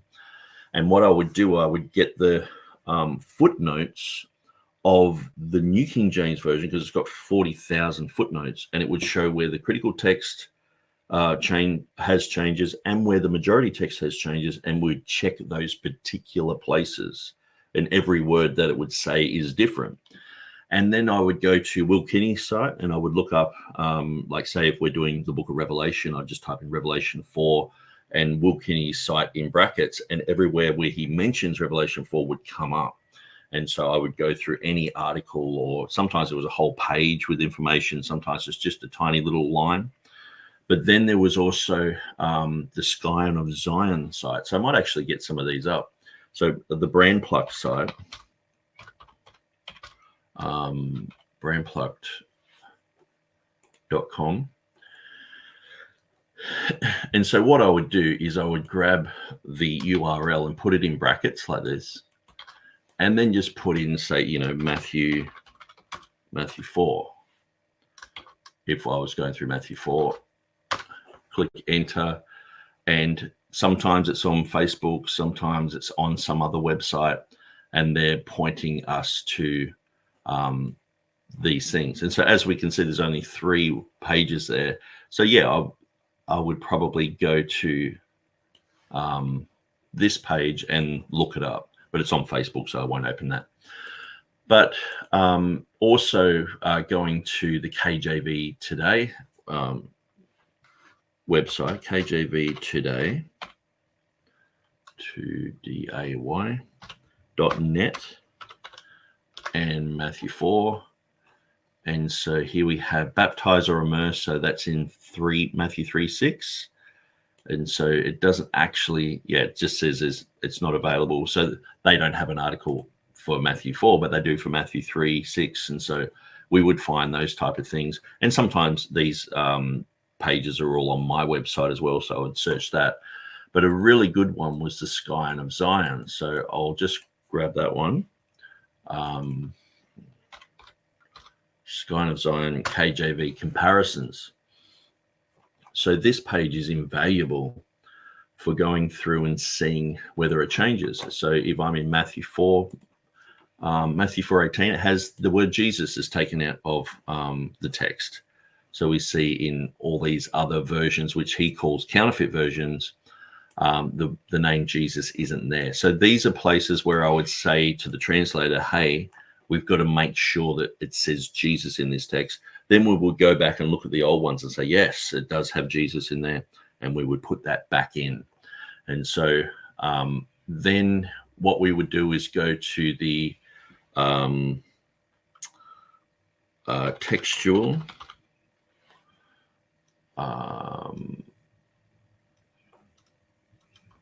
Even textual variants. This is a really good one. Even just on Wikipedia, you would go through and just say you're in Luke or Luke 9 here. Sometimes it would just show you all the information there. So you're able to pick out, okay, that's the King James reading. It's the Textus Receptus reading. We want to go with that. And so we would double check through this as we're going. And another tool that we would use was the Trinitarian Bible Society. And they have Okay, that's the quarterly record, so that's not what I'm looking for. But the TBS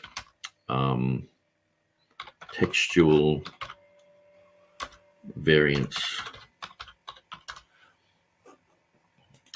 textual key to the New Testament, which is very helpful as well. So we can, oh yeah, they've got it in website form now. So we can go to, accept all, there we go.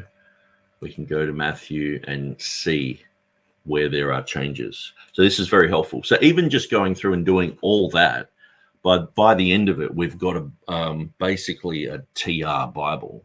And then the Trinitarian Bible Society, they've been very fascinated with this for quite a few years. And so then they would go over it and re-look over it with someone fluent in the language, probably pay someone to go through and just double check everything. So that's how I'm doing it. It's quite a lot of work. It takes a lot of time. And, usually you have to pay a translator to do this. And so obviously it's a labor of love. You do this, you don't expect anything back. Unless you're a blab it and grab it word of faith preacher, this is a sacrifice. You're sacrificing money, you're sacrificing time. We could be doing a lot of other things, playing golf, going scuba diving or something like that, but this is our passion. So I just thought I'd mention that because a lot of this was inspired by people like Phil Stringer. And, Phil's sort of like, I'm surprised that people are out there, who've been influenced even by his William Carey site that he took down. But, he's done so much for the movement of the Textus Receptus movement, the King James movement. It's invaluable what he's done, and anyone can do what he's doing. He's keeping it very simple. He's going through things, simplifying things, having answers for people so that they can move on into their place where they have a correct bibliology and they're able to defend the scriptures, because we should have an answer for everyone who asks us a question. And so what I'll do, I'll just go through some more of these comments. Okay, so I noticed that Joseph Armstrong, when we were talking about Gauruplinger, there was some things that were being said. One of Gail's videos, she mentions quickly flipping through a book of witchcraft, which someone bought her for a piece of her research. She glanced through it under the trunk lid of a car. And so, it's quite interesting, looking at Gauruplinger's material and trying to sort of figure out, what's been going on there. And so I have one of Gauruplinger's books, which is the Hidden Dictionary book. But it's interesting, Bryan Ross is going through that at the moment. And in a way, he's seen that before, I think it was 95, the whole concept of there being a hidden dictionary in the King James just was non-existent. He seems to think that it came from Sam Gipp and the Ankerberg debate, that Sam Gipp brought this up and said, well, you don't need any other dictionary. You just need the King James. It'll translate itself, sort of thing, or it'll reveal the meaning to you. You don't need this outside thing. Where most people up until then have said, use the Oxford English Dictionary or use the Webster's and to look up words that you don't understand. And then it seems a few years later, Gauruplinger is writing a book on this. And so it's quite an interesting thing to go through. So that's Bryan Ross, and he's in the middle of doing a series on this. So I don't want to just rush through this. So what I want to do is I'll get Bryan Ross's YouTube up, and we'll have a quick look at that. And so where are we? Here we are, Grace Life Bible. So this is Bryan Ross's page, and his videos here. So he has number one, does the KJV have a built-in dictionary? So this is 4 days ago. So I've watched number one and number two. Very good information. He's a very good researcher. And so number three is out. I started to listen to it early this morning, But I thought I don't want to get my mind away from the debate. There were other things I needed to do. So, but I'll listen to that over the weekend. And so, yeah, I would recommend people go to Grace Life Bible and look at these issues that have been brought up. And so,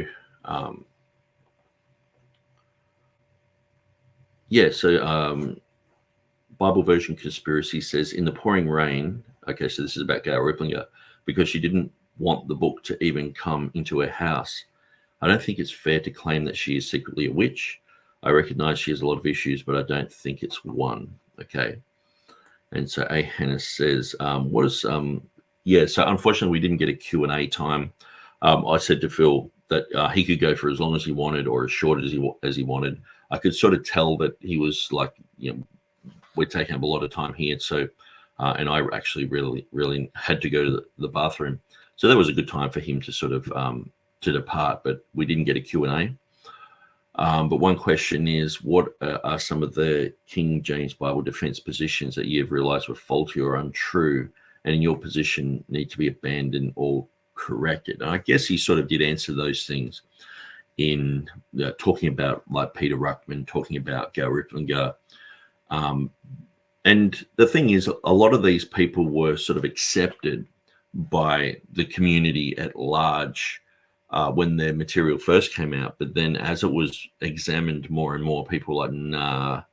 And I understand what he's saying about Peter Ruckman, because a lot of people feel that way about someone like Stephen Anderson, where there's that term is ambivalence, where it's, you sort of like them, but you don't like them. You're sort of glad that they've said something, but then you're not glad that they've said something else. And so the movement is, like Phil was saying, is based around a personality.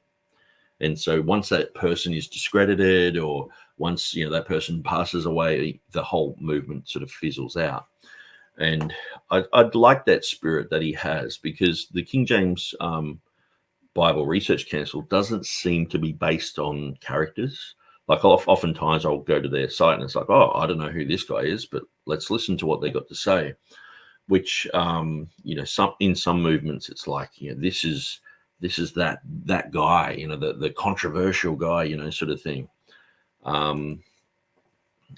So how do we contact Phil? I contacted Phil on Facebook.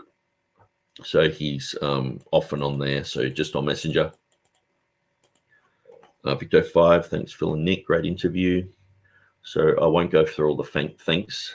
So Joseph said that ended too soon. Yeah, I guess there was so much info, and in preparing for this, I did watch a lot of Phil Stringer videos, and I realized I'd seen pretty much every one of them. And so I was like, actually, I do know a lot about this guy. And so that helps when I'm doing an interview to know. But we've got Kirk DeVitro next week, who has been a part of the Dean Burgon Society for many, many years. And so at Revolution, can you have Phil back to bash some more on Gail? I guess probably a good thing to do would be like maybe to go through some of the sermons that he's talked about these things, because some of the things that Phil Stringer was saying, in listening to his videos, like on King James and on the NIV and the omni-gender stuff of Virginia Mollencott, and that was brought out about 3 months ago. This type of material, he was pretty much saying verbatim what's in those videos. So all that information is out there. It's not like it's a secret, or he's going to give us some hidden information. And even the stuff on Virginia Mollencott, like Joseph Chambers from North Carolina, he interviewed Mollencott probably about 20 years ago and talked about these issues, and he wrote some articles about her back then. And I know Joe Chambers personally. I've been in his house, met his family. Very interesting guy, great guy, and he's still alive. He's in his 90s now, I think. I noticed Phil Stringer said that D.A. Waite was sick, and that they weren't going to have a Dean Burgon Society meeting this year, apparently. So, so I guess I was going to ask about if he knows what's happening with DA Way, but that sort of answered the question, and so I didn't really want to push that because it can be a thing of like a sore spot when you're mentioning groups that people have been involved with, and a lot of people experience this where you get involved with a group and then there's a split and there's a bit of bitterness there and a bit of this happened and things get said and I'm not saying that he is bitter whatsoever. I don't detect that, but just it can be like, oh, let's just move on in the conversation. We've moved on. I don't want to just keep re-digging those old things.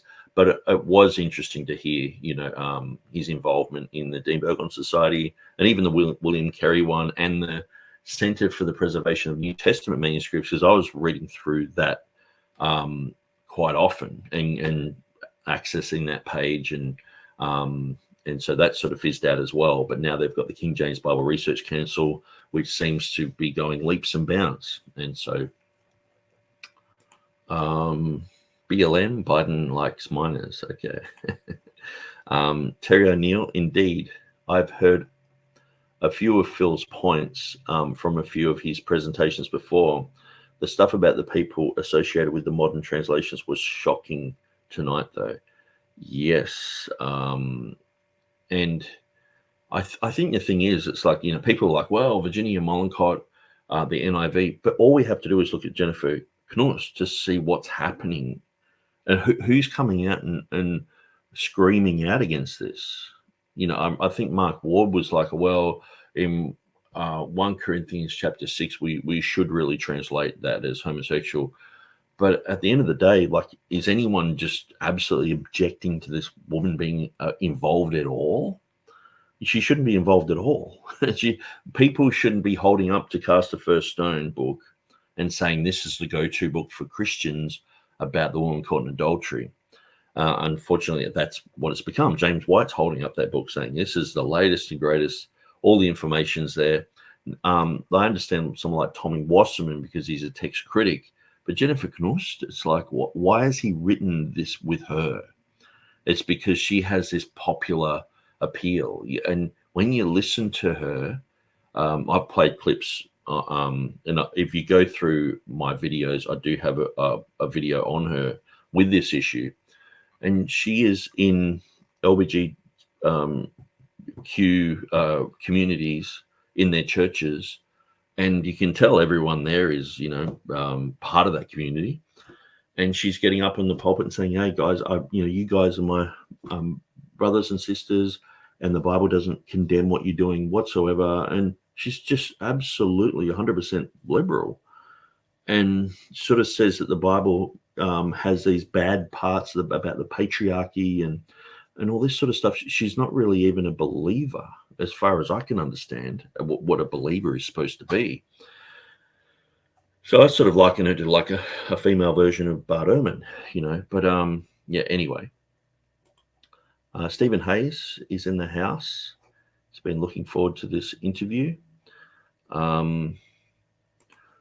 So Murray Dixon said, hey, Nick, since you brought it up, I believe that Indonesia has a faithful New Testament from Louis A. Turk.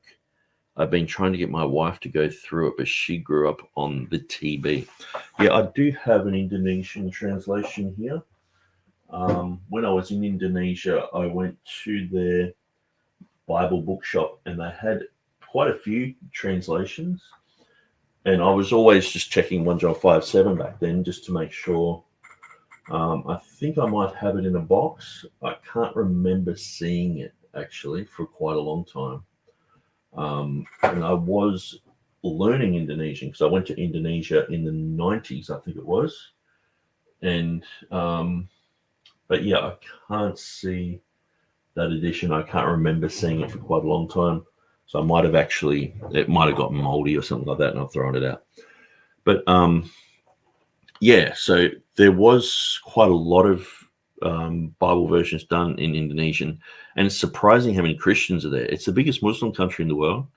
There's about 300 million, but no one knows for sure. When you go there, you realize a lot of people are undocumented, that they've never been registered with the government. So you go into a city and they say, oh, there's 10 million people here. And it's like, there's probably 15. You know, there's just millions of extra people. But yeah, I was collecting Bibles back then and trying to get TR Bibles. And I found a lot of them had 1 John 5:7 in it. And it was just quite interesting. And so the Puritans, A Transatlantic History by David Hall. Too many personality cults. Yes. And I think it's good to break away from that, because we can see some of these groups, they have a charismatic leader. As soon as that leader's gone, the movement just fizzes out. But yeah, sometimes it can be hard too, because a personality can push a movement to where it would never go as well. And so having someone having it based around a personality, I guess it's just being able to detach yourself from that person. Because I know, like, say, for example, a lot of people come to the defense of the young earth creation position through Ken Hovind. There's been a lot said about Ken Hovind in the last 10 years, videos coming out exposing him and all this sort of stuff. But at the end of the day, if you're able to just, whether it's true or not or whatever, just get your scissors and go snip, snip. I don't have to associate with him. I can just data mine his material. Whatever's true is true. Whatever's not, and whatever's not, I will disagree with. But that way, you're not sort of embarrassingly being a part of something that could be toxic. Like, so probably a better example is, say, someone like Steven Anderson, because I've seen people jump in with both feet and go, yes, this is the stuff I'm looking for, because they heard of, someone get really mad at the Roman Catholics or something. And then the next sermon is sort of like, we should shoot Obama. And it's like, no, we shouldn't. Or we should, because the Bible says to love your enemies, pray for those who use you, and all that sort of stuff. So some people jump into that arena. They get the hat, they get the T-shirt, and then they sort of realize, oh, hang on, I'm in pretty deep here, and it's hard to back out. And so I'm all for data mining. I'd go through and data mine people who I don't agree with. Like even with, as I was saying to Phil Stringer, Gail Riplinger's book on the section, I can't remember which book it is, but the section where she talks about the New King James translators and how they used a lot of the definitions from Vines, it's gold. I went through a lot of that and was like, yes, these guys are actually have got the revised version of Westcott and Hort, their definitions, because Vines oftentimes would have all the AV says this, but the revised version has this other definition. So the definitions of the New King James translators oftentimes is the Vines. And so which basically is the definitions of Westcott and Hort. So even in places where it's a TR based Bible, but it has Westcott and Hort definitions in it. And so oftentimes that's the main thing where we're like, well, they've defined this as being saved, or they've got these readings in it that are very close to what Westcott and Hort would choose. And so I think she nailed that type of thing. And even talking about the Unitarian influence, but David Cloud has brought out a lot of this as well. But there is something about the personalities of Ruckman and Riplinger and Sam Gipp that is attractive to a lot of people. People crowd around these type of people, but I guess it's just sort of warning people, hey, you got to be ready to snip off things if it gets too full on, too toxic, or there is an association there that is overriding the truth. And so anyway, it's hard to word all that, but I think Phil did a great job. So there were a couple of questions here that I starred. So History documents said right at the beginning, let's get this party started right. Codex Sinaiticus is a corrupted modern work, and Westcott and Hort were rank heretics. Yes, absolutely. I would definitely agree with that. And so Joseph said, from reading your book, Acts 2 and the Gift of Tongues aided in translation, not saying that all the vernacular translations were completed in Acts 2, let alone the King James Version. Okay, so I guess that would have to be something that perhaps you could contact Phil personally and chat about this, and he might either be corrected, or he might show you where he's got that information from. Another one was asking, does Phil have any comments to make on King James's demonology and the witch trials? It's a very interesting book. Like when I was doing my unicorn debate with TurretinFan, I was going through that book because it kept coming up that unicorn was in that book. I can't remember if I found it or not, but I read through quite a lot of material. I just became fascinated in it. And it seemed like he was interviewing people who had occult connections, and he was basically sort of saying how dangerous this was and all the rest of it. So, yeah, that's very interesting.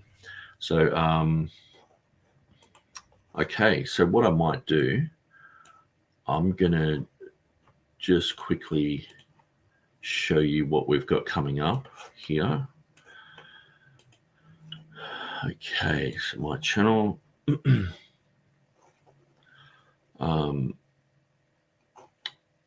videos,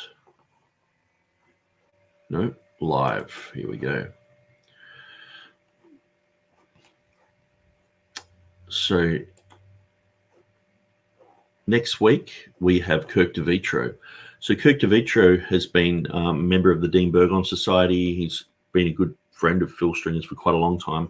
I guess when Phil sort of, did his own thing and moved away from that society, these guys, they were just doing their own thing in the Dean Burgon thing. And so, but Kirk de Vitro's got a lot of very interesting things to say about the Textus Receptus, about the New King James. He saw the advertising for the New King James when he went to one of their meetings where they're trying to convince people to swap over to the New King James back in, I think this is in the 1970s, early 80s. And he was in the meeting where they said that we want to create the New King James as a bridge Bible to the modern versions, because the King James people aren't jumping ship. So what we're going to create this Bible, which will cause it to be a bridge Bible to the modern versions. And so that inspired David Daniels to write that book about the bridge version and the New King James. So this would be very interesting. So that's basically the same time, but next week. So it's going to be very interesting. And I'm looking forward actually to listening to a lot of Kirk de Vitro's material in the next week. So I'm going to sort of catch up with some of this. And as I've said, I've listened to lots of D.A. Waite material, Dean Burgon Society material over the years. And not so much just because I agree with these guys 100%. I'm just data mining. Like I go through everything, even I've got guys who come on the show like Will Kinney, like Peter Van Cleek, Jeff Riddle, and like all these three guys are Calvinists. I'm not a Calvinist, but when they're writing on this topic, oftentimes there's just something that resonates, and it's like, that's the truth. And they read my stuff and it resonates. And so we've just found this common ground that we can talk about.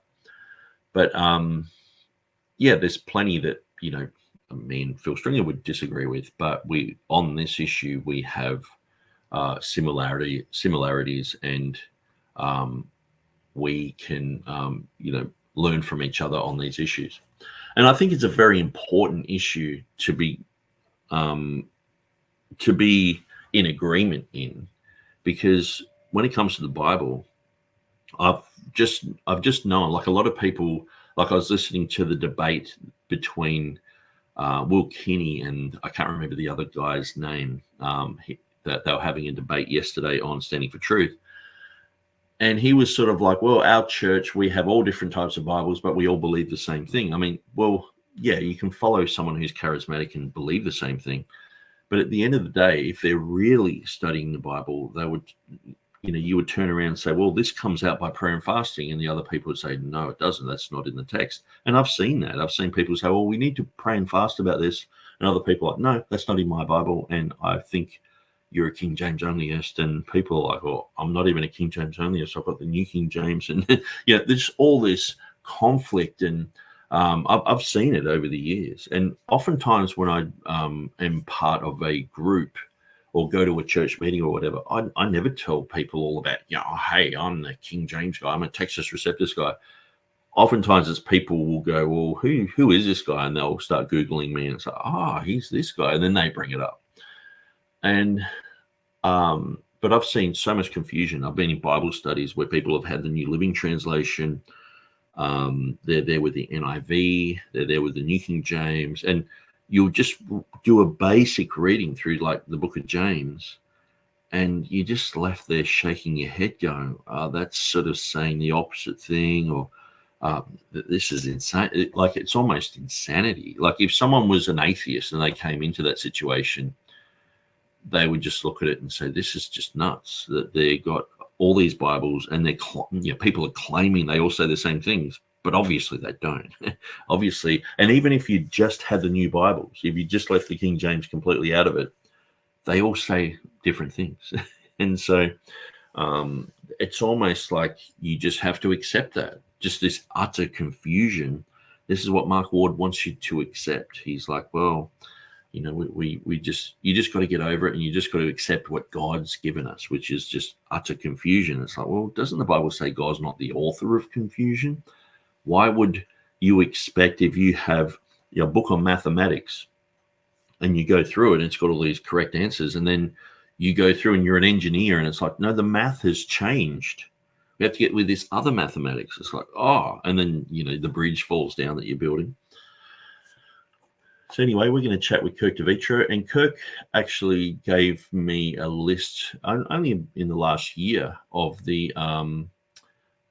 project that I've been working on, which is the 190 changes that FHA Scrivener made in his edition of the Textus Receptus, departing from the text of Beza, according to the examination of the King James Version. So he has his list as well, because I'd heard D.A. Waite say that he went through that 190 list and he found about 20 places where it was translatable.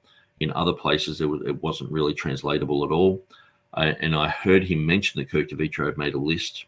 And so I got that list and I went through it. It wasn't as comprehensive as the one that I'm doing, but he had gone through and examined those things as well. And I've got another person who's just recently in the last 2 weeks contacted me and said that they're doing pretty much the same type of project. And so they sent me their information, and it was very helpful. And so we've got another live chat here. So Joseph says he's working on reaching out to him now. So, I think it's good that we talk about these things.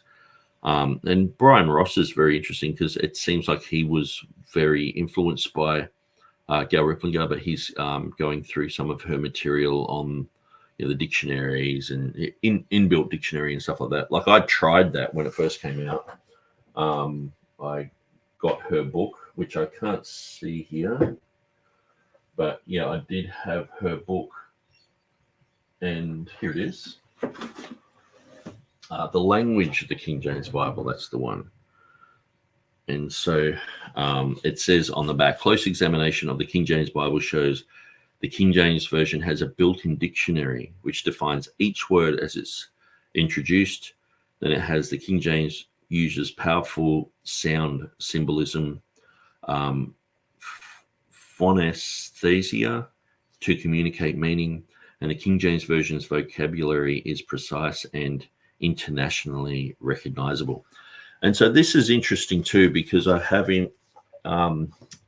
interviewed Bible Protector, who's here in Australia, and this is quite a long time ago. I guess it's about 2 years ago now, and I've gone through pretty much everything on Bible Protector website, because too he was pointing out editions of the King James, which one's the best, and so he's one of the main ones who's saying it's the 1900 King James. But he does have a position which is sort of like, when I'm defending, say, Easter, and I'm saying, okay, Easter, you're going to the word Pascha, you look at the word Passover and Easter, and how it's been put into the King James, the semantic range of putting it in Acts chapter 12, verse 4, because it's after the resurrection. Easter meaning resurrection itself, coming from Oster, which is comes from Auferstehung, the German word for resurrection. And like Bible Protector over the years has sort of scolded me for going to like the Greek language, going to the Hebrew language, and sort of explaining these things, which to me is just part of study. It's not like a big controversial thing with me. It's like, well, the first thing I start doing is trying to define terms and look these things up and exactly what they mean. Where he sort of has a position where it's like, well, you've got to use Bible language, and he's got a view where the King James version is going to sort of go into all the world, in a sense where everyone's going to sort of get to know English, in a sense. That's as far as I can understand, that's what he believes. Correct me if I'm wrong, but and so, you know, we've talked about these things, and it was one of those things where it's like, well, we disagree there, but let's talk about everything else. But that seems to be influenced by this type of thing. And so it's interesting that Bryan Ross, he's traced it back to sort of like basically 1995. And then you have to question it. And what happened was I went through this book and I was like, oh, that's interesting. Yeah, it's got this inbuilt dictionary. And I just thought it was probably something that could be in a lot of literature. You just go through the context and you can sort of see it. But then I started looking up examples, and I would read through something and I go, that's a hard word. I don't really understand it. And then I would try and find the other alternative to that, or the synonym that's supposed to be there. And I couldn't find it. And so I was like, well, it doesn't work all the time. It works sometimes. And like Bryan Ross is pointing out, some of these things are actually biblical, like saying that the word seer is now called a prophet. So that's obviously in the scriptures itself that transition happened. And so it's not just a King James thing. So Helg says, I wanted to ask Phil Stringer about Theodore Letis and the Dean Burgon Society. I think it was there in 1983 when Letis had a lecture on John Owen and preservation, which is a fantastic message. I still have the tape. Well, that's interesting, because I actually, as far as I'm aware, but I'm not that schooled in the Dean Burgon Society's history, but as far as I'm aware, Theodore Letis tried to join. I think it was formulated in 1978. D.A. Waite wanted to be part of the Trinitarian Bible Society and start a United States branch, but then he realized, well, these guys are sort of Church of England in a sense, and they had a whole bunch of restrictions and rules and things like that they couldn't really agree with. And D.A. Waite is quite staunch in his separation and who he separates from and all the rest of it. And so he was sort of like, no, we can't do that. So what happened was they started the Dean Burgon Society, and Theodore Letis was there, but at the time he was a charismatic. So because he was charismatic, they couldn't let him sort of be part of that. But then he transitioned and became a Lutheran. And so, which I guess, I'm only just sort of guessing this, I guess D.A. Waite wouldn't agree with that either. And so he was like, I'm a Lutheran. And then Theodore Letis went off to do his own stuff. His stuff is very interesting to listen to. He's got a lot to say about Erasmus. I'm not sure if I agree with everything that's said. He's a very intelligent guy. But yeah, it's just, he's just one of those guys who's sort of like, I would really like to listen to everything he said. I think there is a website out there, and so I'll just try and get it, which is I'll just type in Theodore Letus.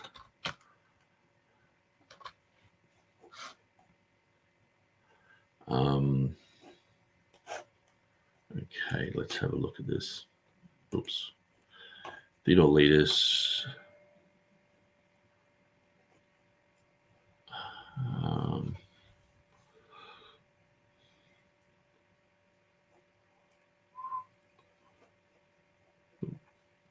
We got sermon audio with some of his sermons. Maybe it's this one, the Holy Word Cafe. Yes, this is the one I'm looking for. So this page is now dedicated in memory of my friend Ted. And so special thanks to Pastor Ed Sager for the photo. So I'm not sure who's made this site. Probably says that there, but so there's videos here. I might actually share this. So Letus is very interesting to listen to.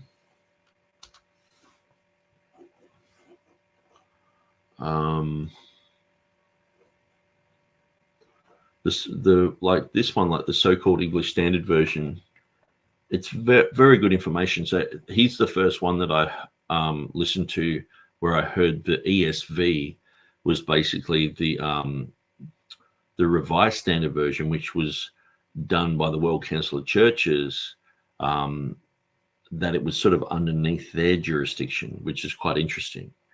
B.B. Warfield. So he touches on some of the things, and he has that ecclesiastical text position. So he's got this article, The So-Called Dean Burgon Society and Other Follies. So he's against the Dean Burgon Society. So some of these things will be interesting to go through. Okay, so it says the book's no longer printed, but they have the whole book here scanned in by the looks of it. Well, let's have a look. A few nice pictures there.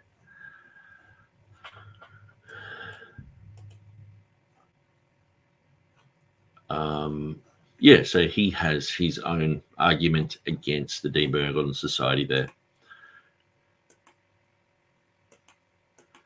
And so Letus is considered, one of the leading academics by the confessional bibliology guys.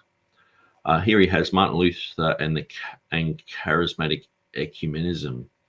So another book there. Radio interviews. I know he sort of had a debate, I think it was, with James White. It was just on the phone, I think. But that's quite interesting to go through that.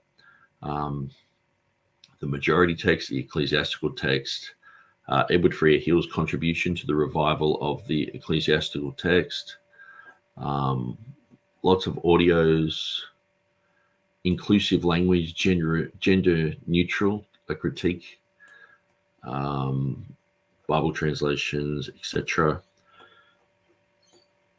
A James White critique, very interesting. I think that's the one that I've listened to. And so, yeah, a bunch of articles. The Pope, the Very Antichrist, the Christian Research Network, and the King James Bible. Very interesting. So, yeah, I would recommend people go here for anything to do with Letus. There's lots of stuff here. Lots of stuff. I'm just going to open up a page and just see what's actually here. Okay, so it's got some of his books. Okay, very interesting. He's done a lot of homework here. So Helg says Letus was a founding member. It must have been in 1978 when the Dean Burgon Society started. Helg says I corresponded with Letus via letters around 1991 to 1995. It was a fantastic correspondence, and I still have the letters we wrote back and forth. Wow, that's really interesting. And I think the thing is, like when Theodore Letus, he died in a car accident probably about 15 years ago, probably even longer, maybe 20 years ago. But he left behind this legacy, and so a lot of people love his material, and I think that's the thing. Like some of these guys, I'd say D.A. Waite, they're getting older, and in 5-10 years time, they're not going to be with us. But it's great that people are making these type of websites where you can go back through And I'm all for data mining. I mightn't agree with leaders on, everything else, but it's like on this issue, and even on this issue, he does have some nuanced positions, but you've really got to go through and check it out for yourself. You can't just rely on what other people say about it. But yeah, Bible Version Conspiracy says, commented on Phil's post about the interview and sent a message in Messenger. We'll see. Yeah, that would be really cool, because I did specifically want to bring that up, because those books that he has written, and I know, I guess that there's been, because when I listened to what D.A. Waite said about Go Ripplinger, like at the time I was like, I know D.A. Waite was sort of like, if you had been divorced before you're a Christian, that sort of muddied you forever holding a position of ministry or anything like that. And so if you've been, just say you've had problems, you've gone through a divorce or whatever, then you become a born-again Christian. Like, to me, your slate is 100% clean once that's happened. But for D.A. Waite, he was like, no, if you had that happen before, even before your salvation, you cannot be in any type of ministry, because no, you can't marry again, or else you're committing adultery.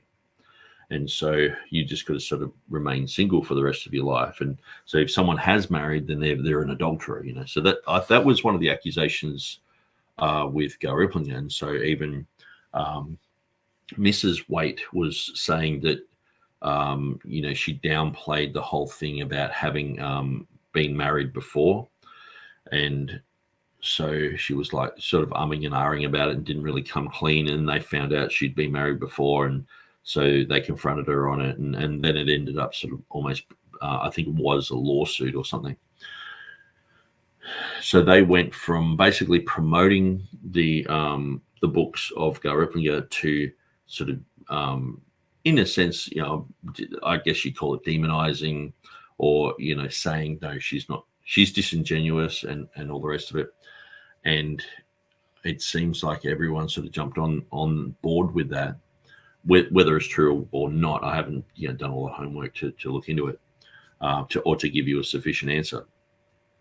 But and so I thought I'd touch on that, because Phil Stringer, he was part of that group, and he did write these 2 books about Go Ripplinger, and they're available still on Williams's website. So I'll just jump back on there. The Old Paths publication. Old Path.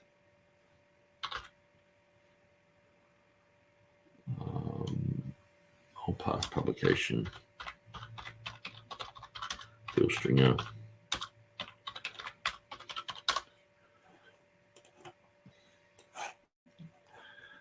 And so, I wanted to talk about a few other things in the books here. Okay, so he's got one, The Faithful Baptist Witness, translated into, I guess that's Spanish, yes. And then he has this other book, The Foundations of Our World, Volume 1, From Creation to the Middle Ages. And so it's like a history book. And then Volume 2, basically from the Middle Ages until the return of Christ. So that they would be interesting books to look at. The Heaven Rescued Land is about the United States. So it would be an interesting book to look at.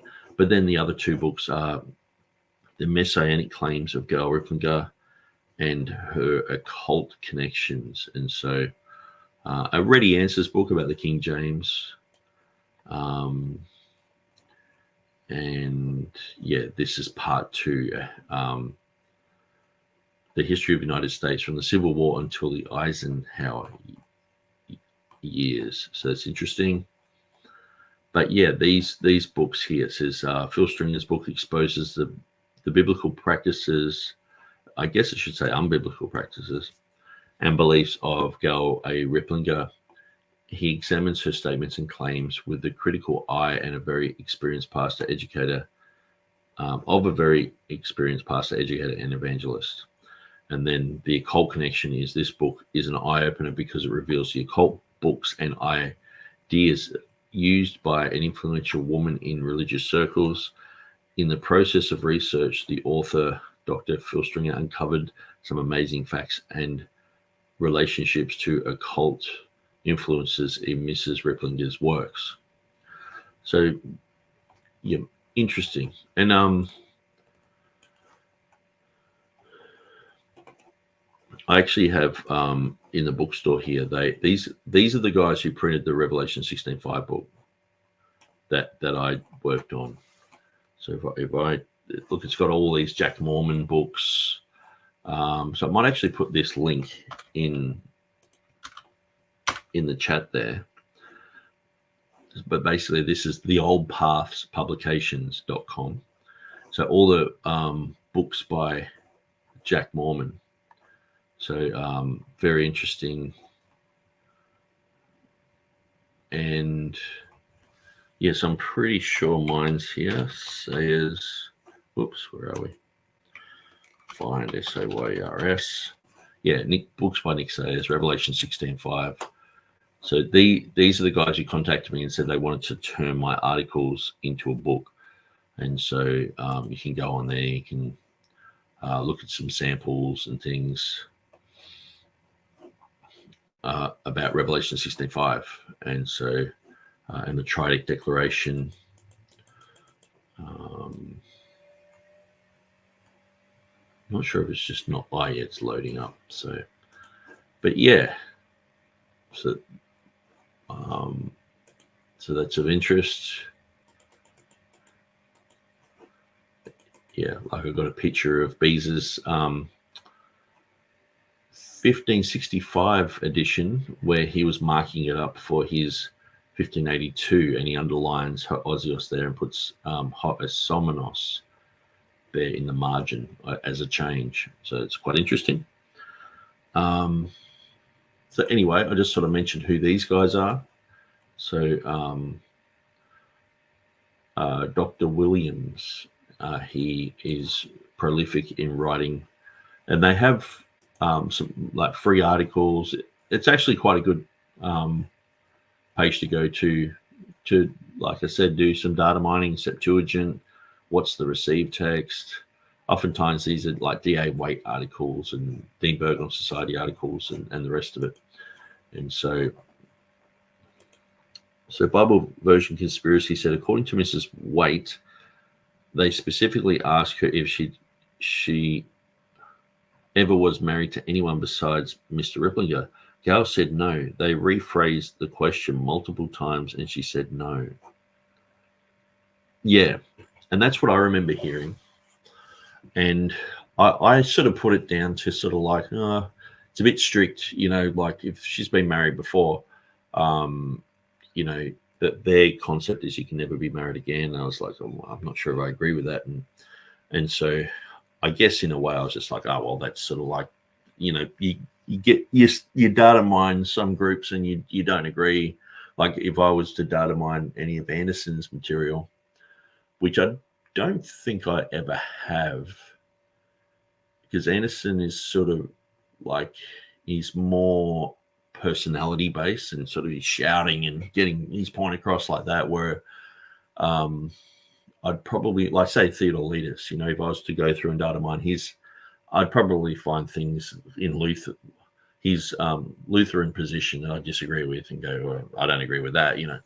And so that's how I viewed it at the time. I just went, well, you know, but with Riplinger, I was sort of, I guess in a way, I saw her as like a female sort of Texe Marrs in a way. Like there was a lot of things that she said which were a bit kooky and weird. And with Texe Marrs, it's sort of, you look at it and go, yeah, that's really interesting, or that's true. And then the next thing comes out and it's like, oh, it's a bit like Alex Jones. You know, after a while, you sort of realize, hang on, these guys are saying things that are pretty full on, pretty radical. Now, a lot of it's true, but some of it's not true, and some of it's kooky, you know. And so I sort of went, well, go Riplinger, you know, I'll put her into that thing, and I'll just sort of move on. And but where the criticisms were coming from the Dean Burgon Society, I just wasn't sure. And so I really should read Phil Stringer's books on that and have a good look. Bible Version Conspiracy says they were mad because she lied. Later, Gale said they were only married on paper. The Waite's sense of betrayal grew as they dug deeper. And as far as I know, the lawsuits never came to anything. Okay, so it's just sort of threats. Yeah, and it's interesting. And it would be interesting, like, you know, if Peter Ruckman was alive, it would be amazing to interview him. You know what I mean? In a sense where, you know, there's a lot that I don't agree with Peter Ruckman, and I really don't have anything to do with Ruckmanism, but he's an influential guy in this particular arena. It's like, say, you know, if I'm a pre-trib guy, it'd be interesting to interview like someone like Chuck Missler or, you know, Dave Hunt, and, you know, these guys have passed away now, so it's too late. But yeah, there's things that I disagree with those guys. But so Bible Version Conspiracy says their Bible for Today website has a lot of info on the main page. Okay, yeah, I think I remember seeing that. Bible for Today, and wait. Yep, there we go.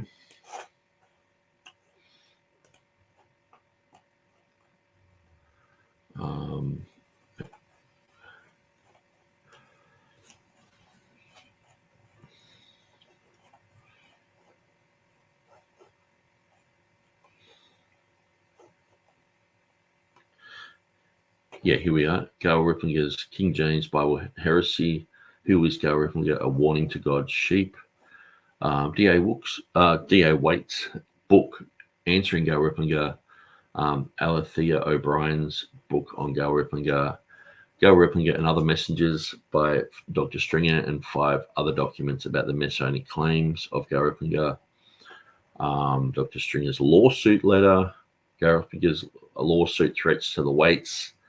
Dr. Stringer's lawsuit letter. Dr. Williams answers Riplinger's lie about her lawsuit threat. Mrs. D.A. Waite answers Riplinger's lies. So that, yeah, there's quite a lot there. If you really want to go down the rabbit hole, there you go. It's on Bible for Today, so I'll throw that up there. So that's interesting. I remember this Bible study course on alcohol was brilliant. I've gone through this page. I haven't gone through the Riplinger stuff. And the first year Greek, that was pretty good. But yeah, I can't remember much else. I haven't gone to this website for quite a long time. I guess the thing is too, what happens is you data mine, and then you get to the point where you can almost finish the person's sentences. And I sort of got like that with Joseph Chambers. Like, he had quite a lot of material, you know, against, you know, the you know, people like Benny Hinn and Kenneth Copeland, and I would listen to his sermons and his radio program, which I'd got all these tapes. I've still got 500 of his tapes in a box there, but who plays tapes anymore? And it sort of got to the point where I knew his theology. I could finish his sentences. And when you listen to someone for so long, you sort of adopt the good, and you hear things and you sort of overlook it and you go, well, that's what they believe. And one of the things is, like, this isn't just a critique of Joe Chambers. It's a critique of, I guess, some pastors and leaders in general.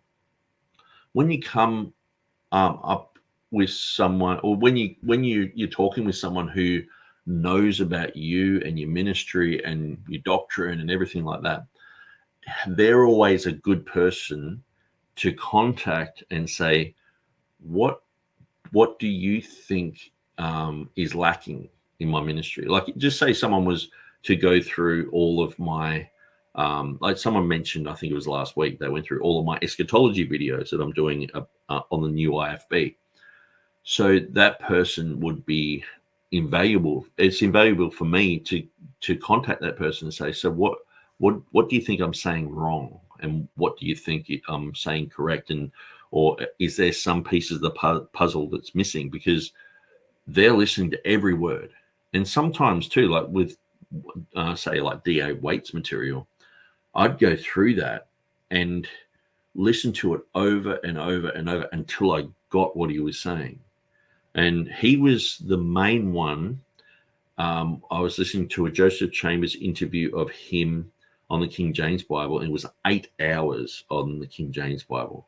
So I had 4 tapes, and there was one thing about the Septuagint, and I listened to that bit over and over and over until I just got it. And I was like, he's saying that Septuagint is after Christ, because I thought they had manuscript evidence all before Christ, but he was saying, no, there's, you know, the dating is, you know, it's like an art form, and so that really helped me, because I was like, man, how can I answer that? Jesus used this Greek edition of the Bible. How can I answer that? You know, and then D.A. Waite's material just really helped me with that. But yeah, if someone was saying, hey, I watch all your programs, they're the person who I would really contact and say, hey, you know, is there anything amiss? And so, I think some pastors really need to do that with even people in their congregation. They've been listening to their sermons for 20 years, 10 years, and it's like, hey guys, you know, go around, have lunch, and say, look, I just want you to tell me straight to my face, you know, is there anything amiss in what I'm saying? I think it's very healthy to do that. Gal Ripplinger, a female Texe Marrs, an appropriate description, I think. Well, I think Texe Marrs was promoting her book, but there is true things that she said.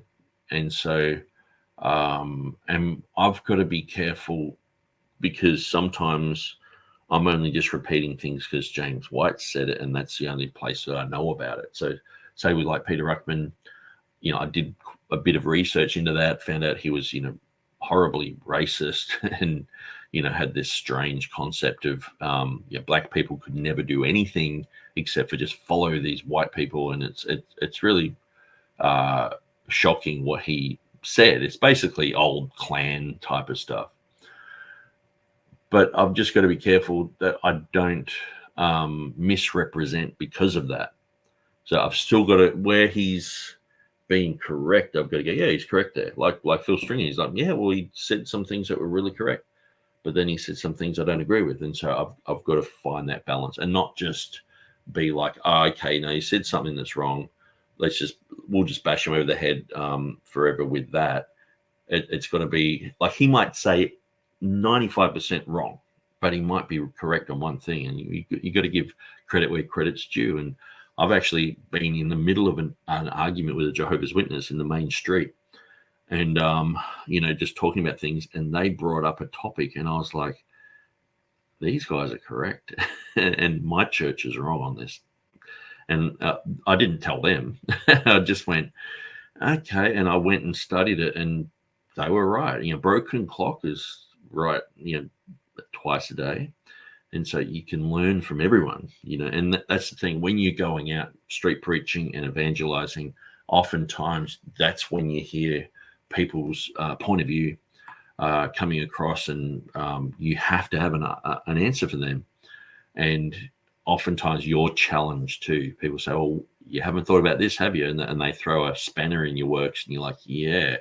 And so, I used to debate Calvinists quite a lot back in the 1990s. And so, and asking them question after question. So do you believe that I'm called? Do you believe I'm even saved? In the end, they were basically saying I'm not saved because I'm not a Calvinist. And I'm eternally predestined to burn in hell, and God, that's for God's pleasure. And I was like, man, this is heavy. But so when you go out into the public field, you find all sorts of different people and different claims, It's we're challenged to have an answer for everyone. And so when you're doing that, you want the answer. You want someone, when they ask you, why should we trust in the Bible, or why should I become a Christian? You want to have an answer. And so that just moves on to, why do I believe in the pre-trib rapture? Why do I believe in, that God can do miracles? Or why do I believe in this, the blood of Jesus washes away my sins? Or why do I, any type of question, we should be able to have an answer, like in a little package that we're constantly, every time we're talking to someone and repeating that type of thing, it gets more and more honed to the point where you offering them really good food.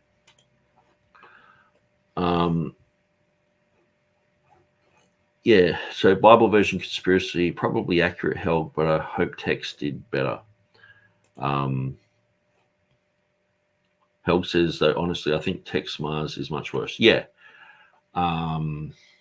Texe Marrs' material, oftentimes you'll see, they're doing the Crenati thing, this thing, which it was humorous to see, like they had George Bush doing this, and it just had, I might even find the picture, Texe Marrs hand symbol, I guess.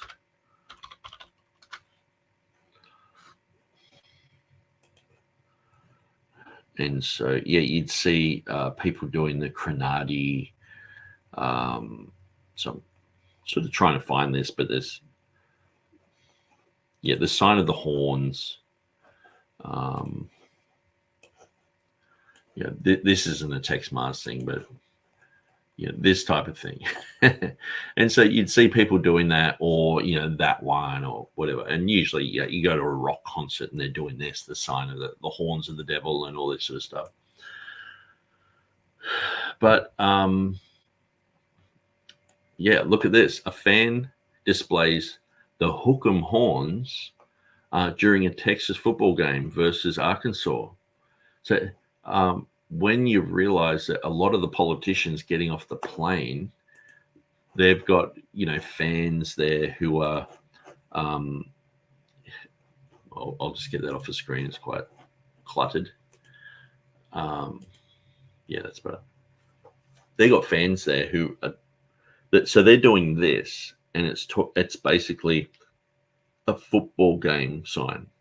So they've got pictures of George Bush in Texas, even Ron Paul. It was sort of like this article, Ron Paul isn't who you think he is. He's part of the cabal. And it was like, he's doing this just because of a hand symbol, a symbol like that. And the first pastor that I had, he broke his little finger, and he used to be right into karate and stuff before he became a Christian. And so he broke his finger. So whenever he would be preaching, like I might preach, the Bible says this and that, he would be doing this because his finger just stuck out. And so, having been involved with all the heavy metal stuff before I became a Christian, and some of my friends had become Christians too, we'd all look at each other and have a bit of a giggle, like, oh, he's doing this. And then Texe Marrs was bringing out these articles saying that all these people were part of the cabal, and they're all globalists because they're making this symbol, and it just seems so dumb. And unfortunately, this, that type of thing, it sort of discredits everything else they're saying, because there was some interesting things that he brought out about Kinsey, and most of the time just popularizing other books. The whole thing about Waco and what happened there, and the Oklahoma City bombing, that lots of unanswered questions still today, even 9/11. But at the end of the day, it's these type of guys end up discrediting all that information, the true information, because of this type of kookiness. And so I guess that sort of creeps into the Bible version issue, where someone's looking for an answer, you're trying to serve it all up on a silver platter for them. But, here's I guess like something really silly, like, the person serving it up is dressed like a clown sort of thing, so they can't take it seriously. Where hopefully people are moving away from that type of thing, and they're people are getting more serious and rejecting those type of what I call the kooky King James side of things. there is the true King James truth, but then there's the kooky King James type of stuff. And, we've all believed something that later on we've gone, oh, that's a bit silly. And so that's just the way life is. And we've all come from different backgrounds. And, I've heard D.A. Waite say some things that are silly, and I actually thought it was really silly what he was saying when he said, the King James Bible is, and he go through this list of D letter words, like it's diabolical, it's devilish, it's demonic, it's sorry, not the King James, the New King James is talking about. It's diabolical, it's devilish, it's deceptive, it's demonic, and you go through all these D words, and I could never figure out why he just went through these D words, And he was in the middle of a debate, I think it was with James White, and pretty much everyone was like, "Well, why are you saying all these D words?" It was just, I guess, something that he learnt to do, and just sort of thought everyone would get what he was saying, but everyone was a bit like, where are you going with this? It just didn't really make much sense just to get the letter D and just go through a bunch of words that started with D. It just seems a bit strange.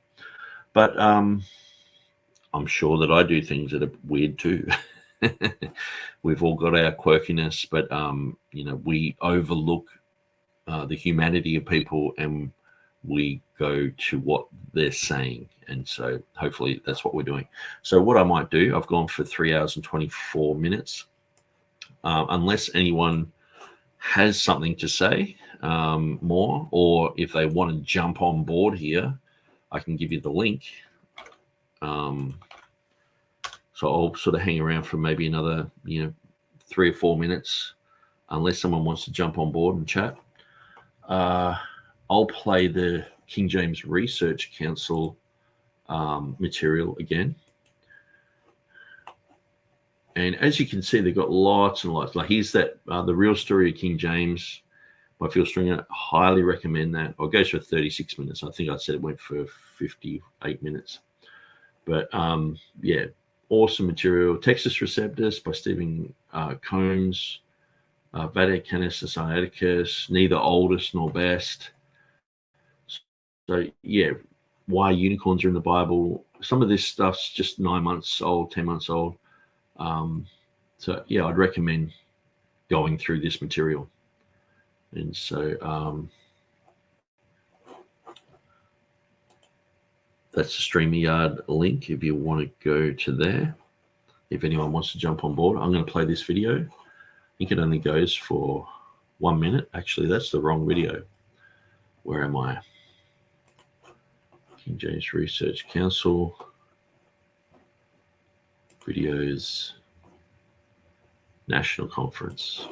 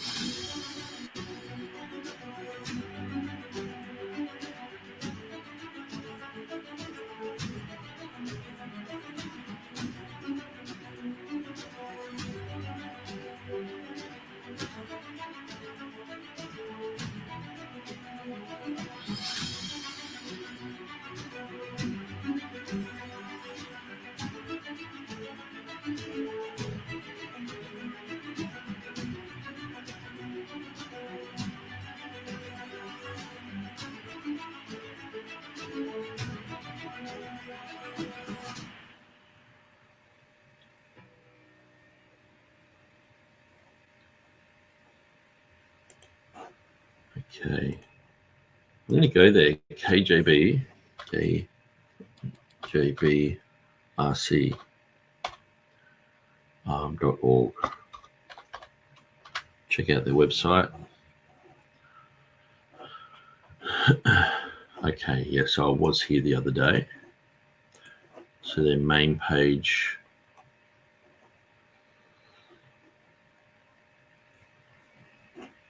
National Conference. So 23rd to the 24th.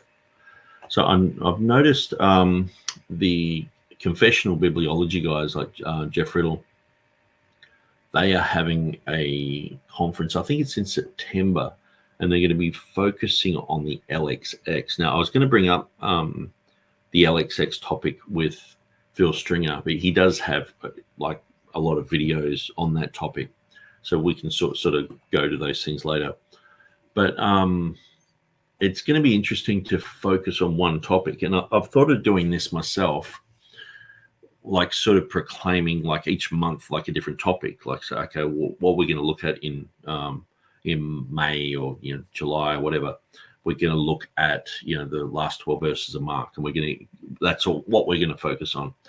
But the thing is too, then Mark Ward will throw up a video, or there'll be some sort of controversy that happens, and we end up sort of just going with what everyone's talking about. So it is hard to do, but I guess could possibly work on those type of things.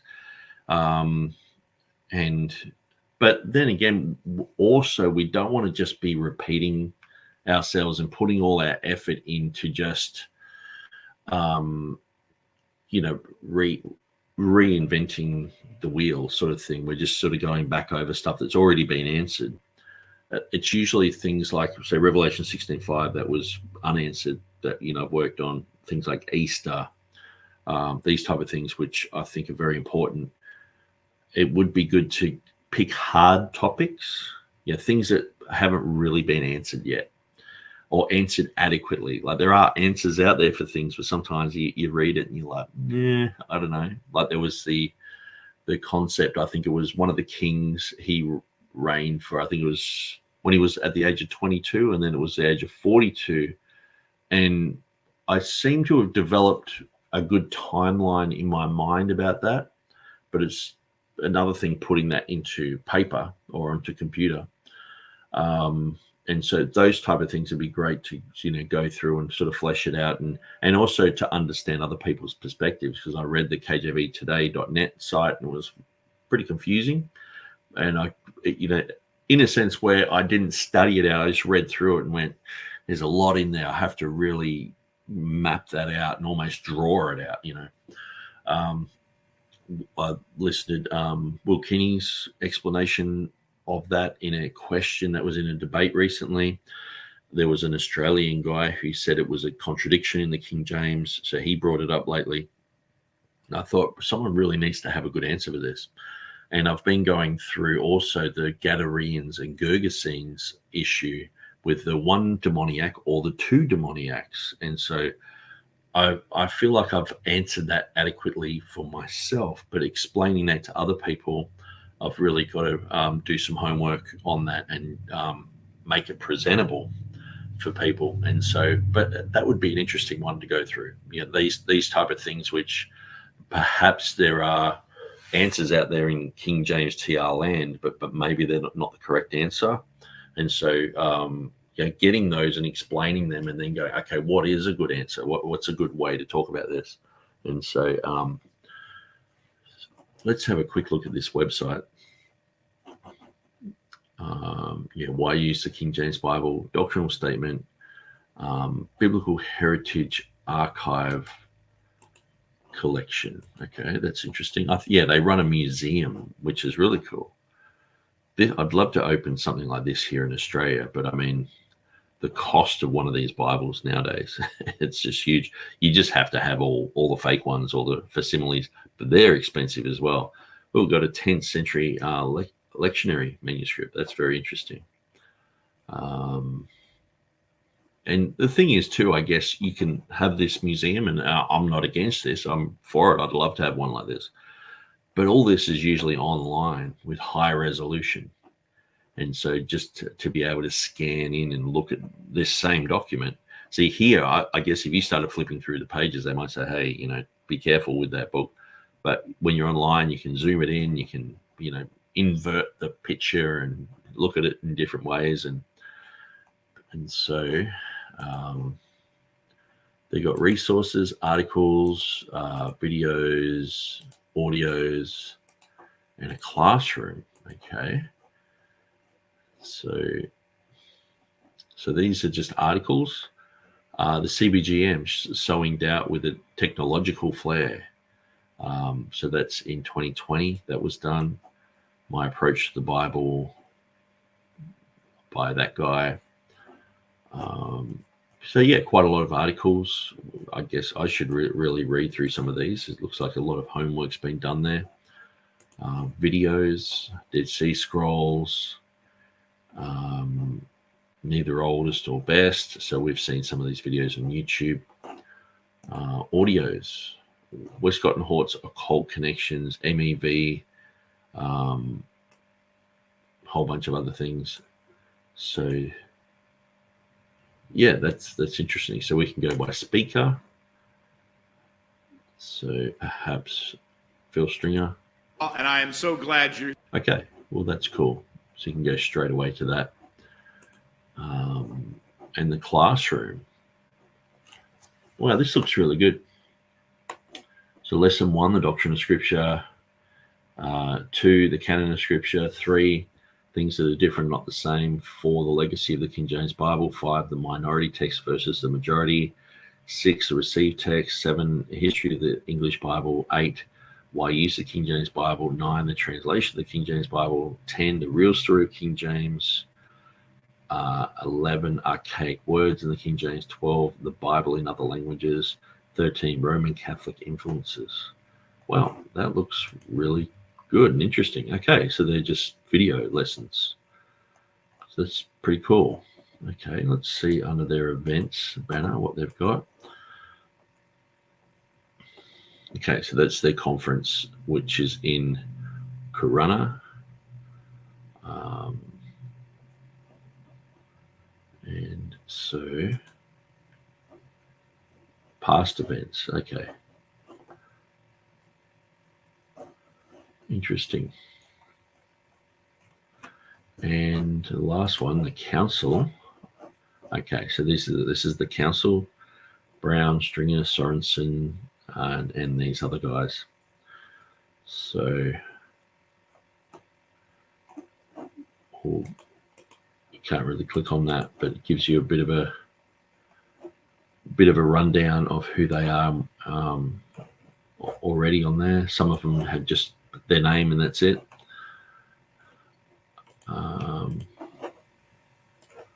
Very cool.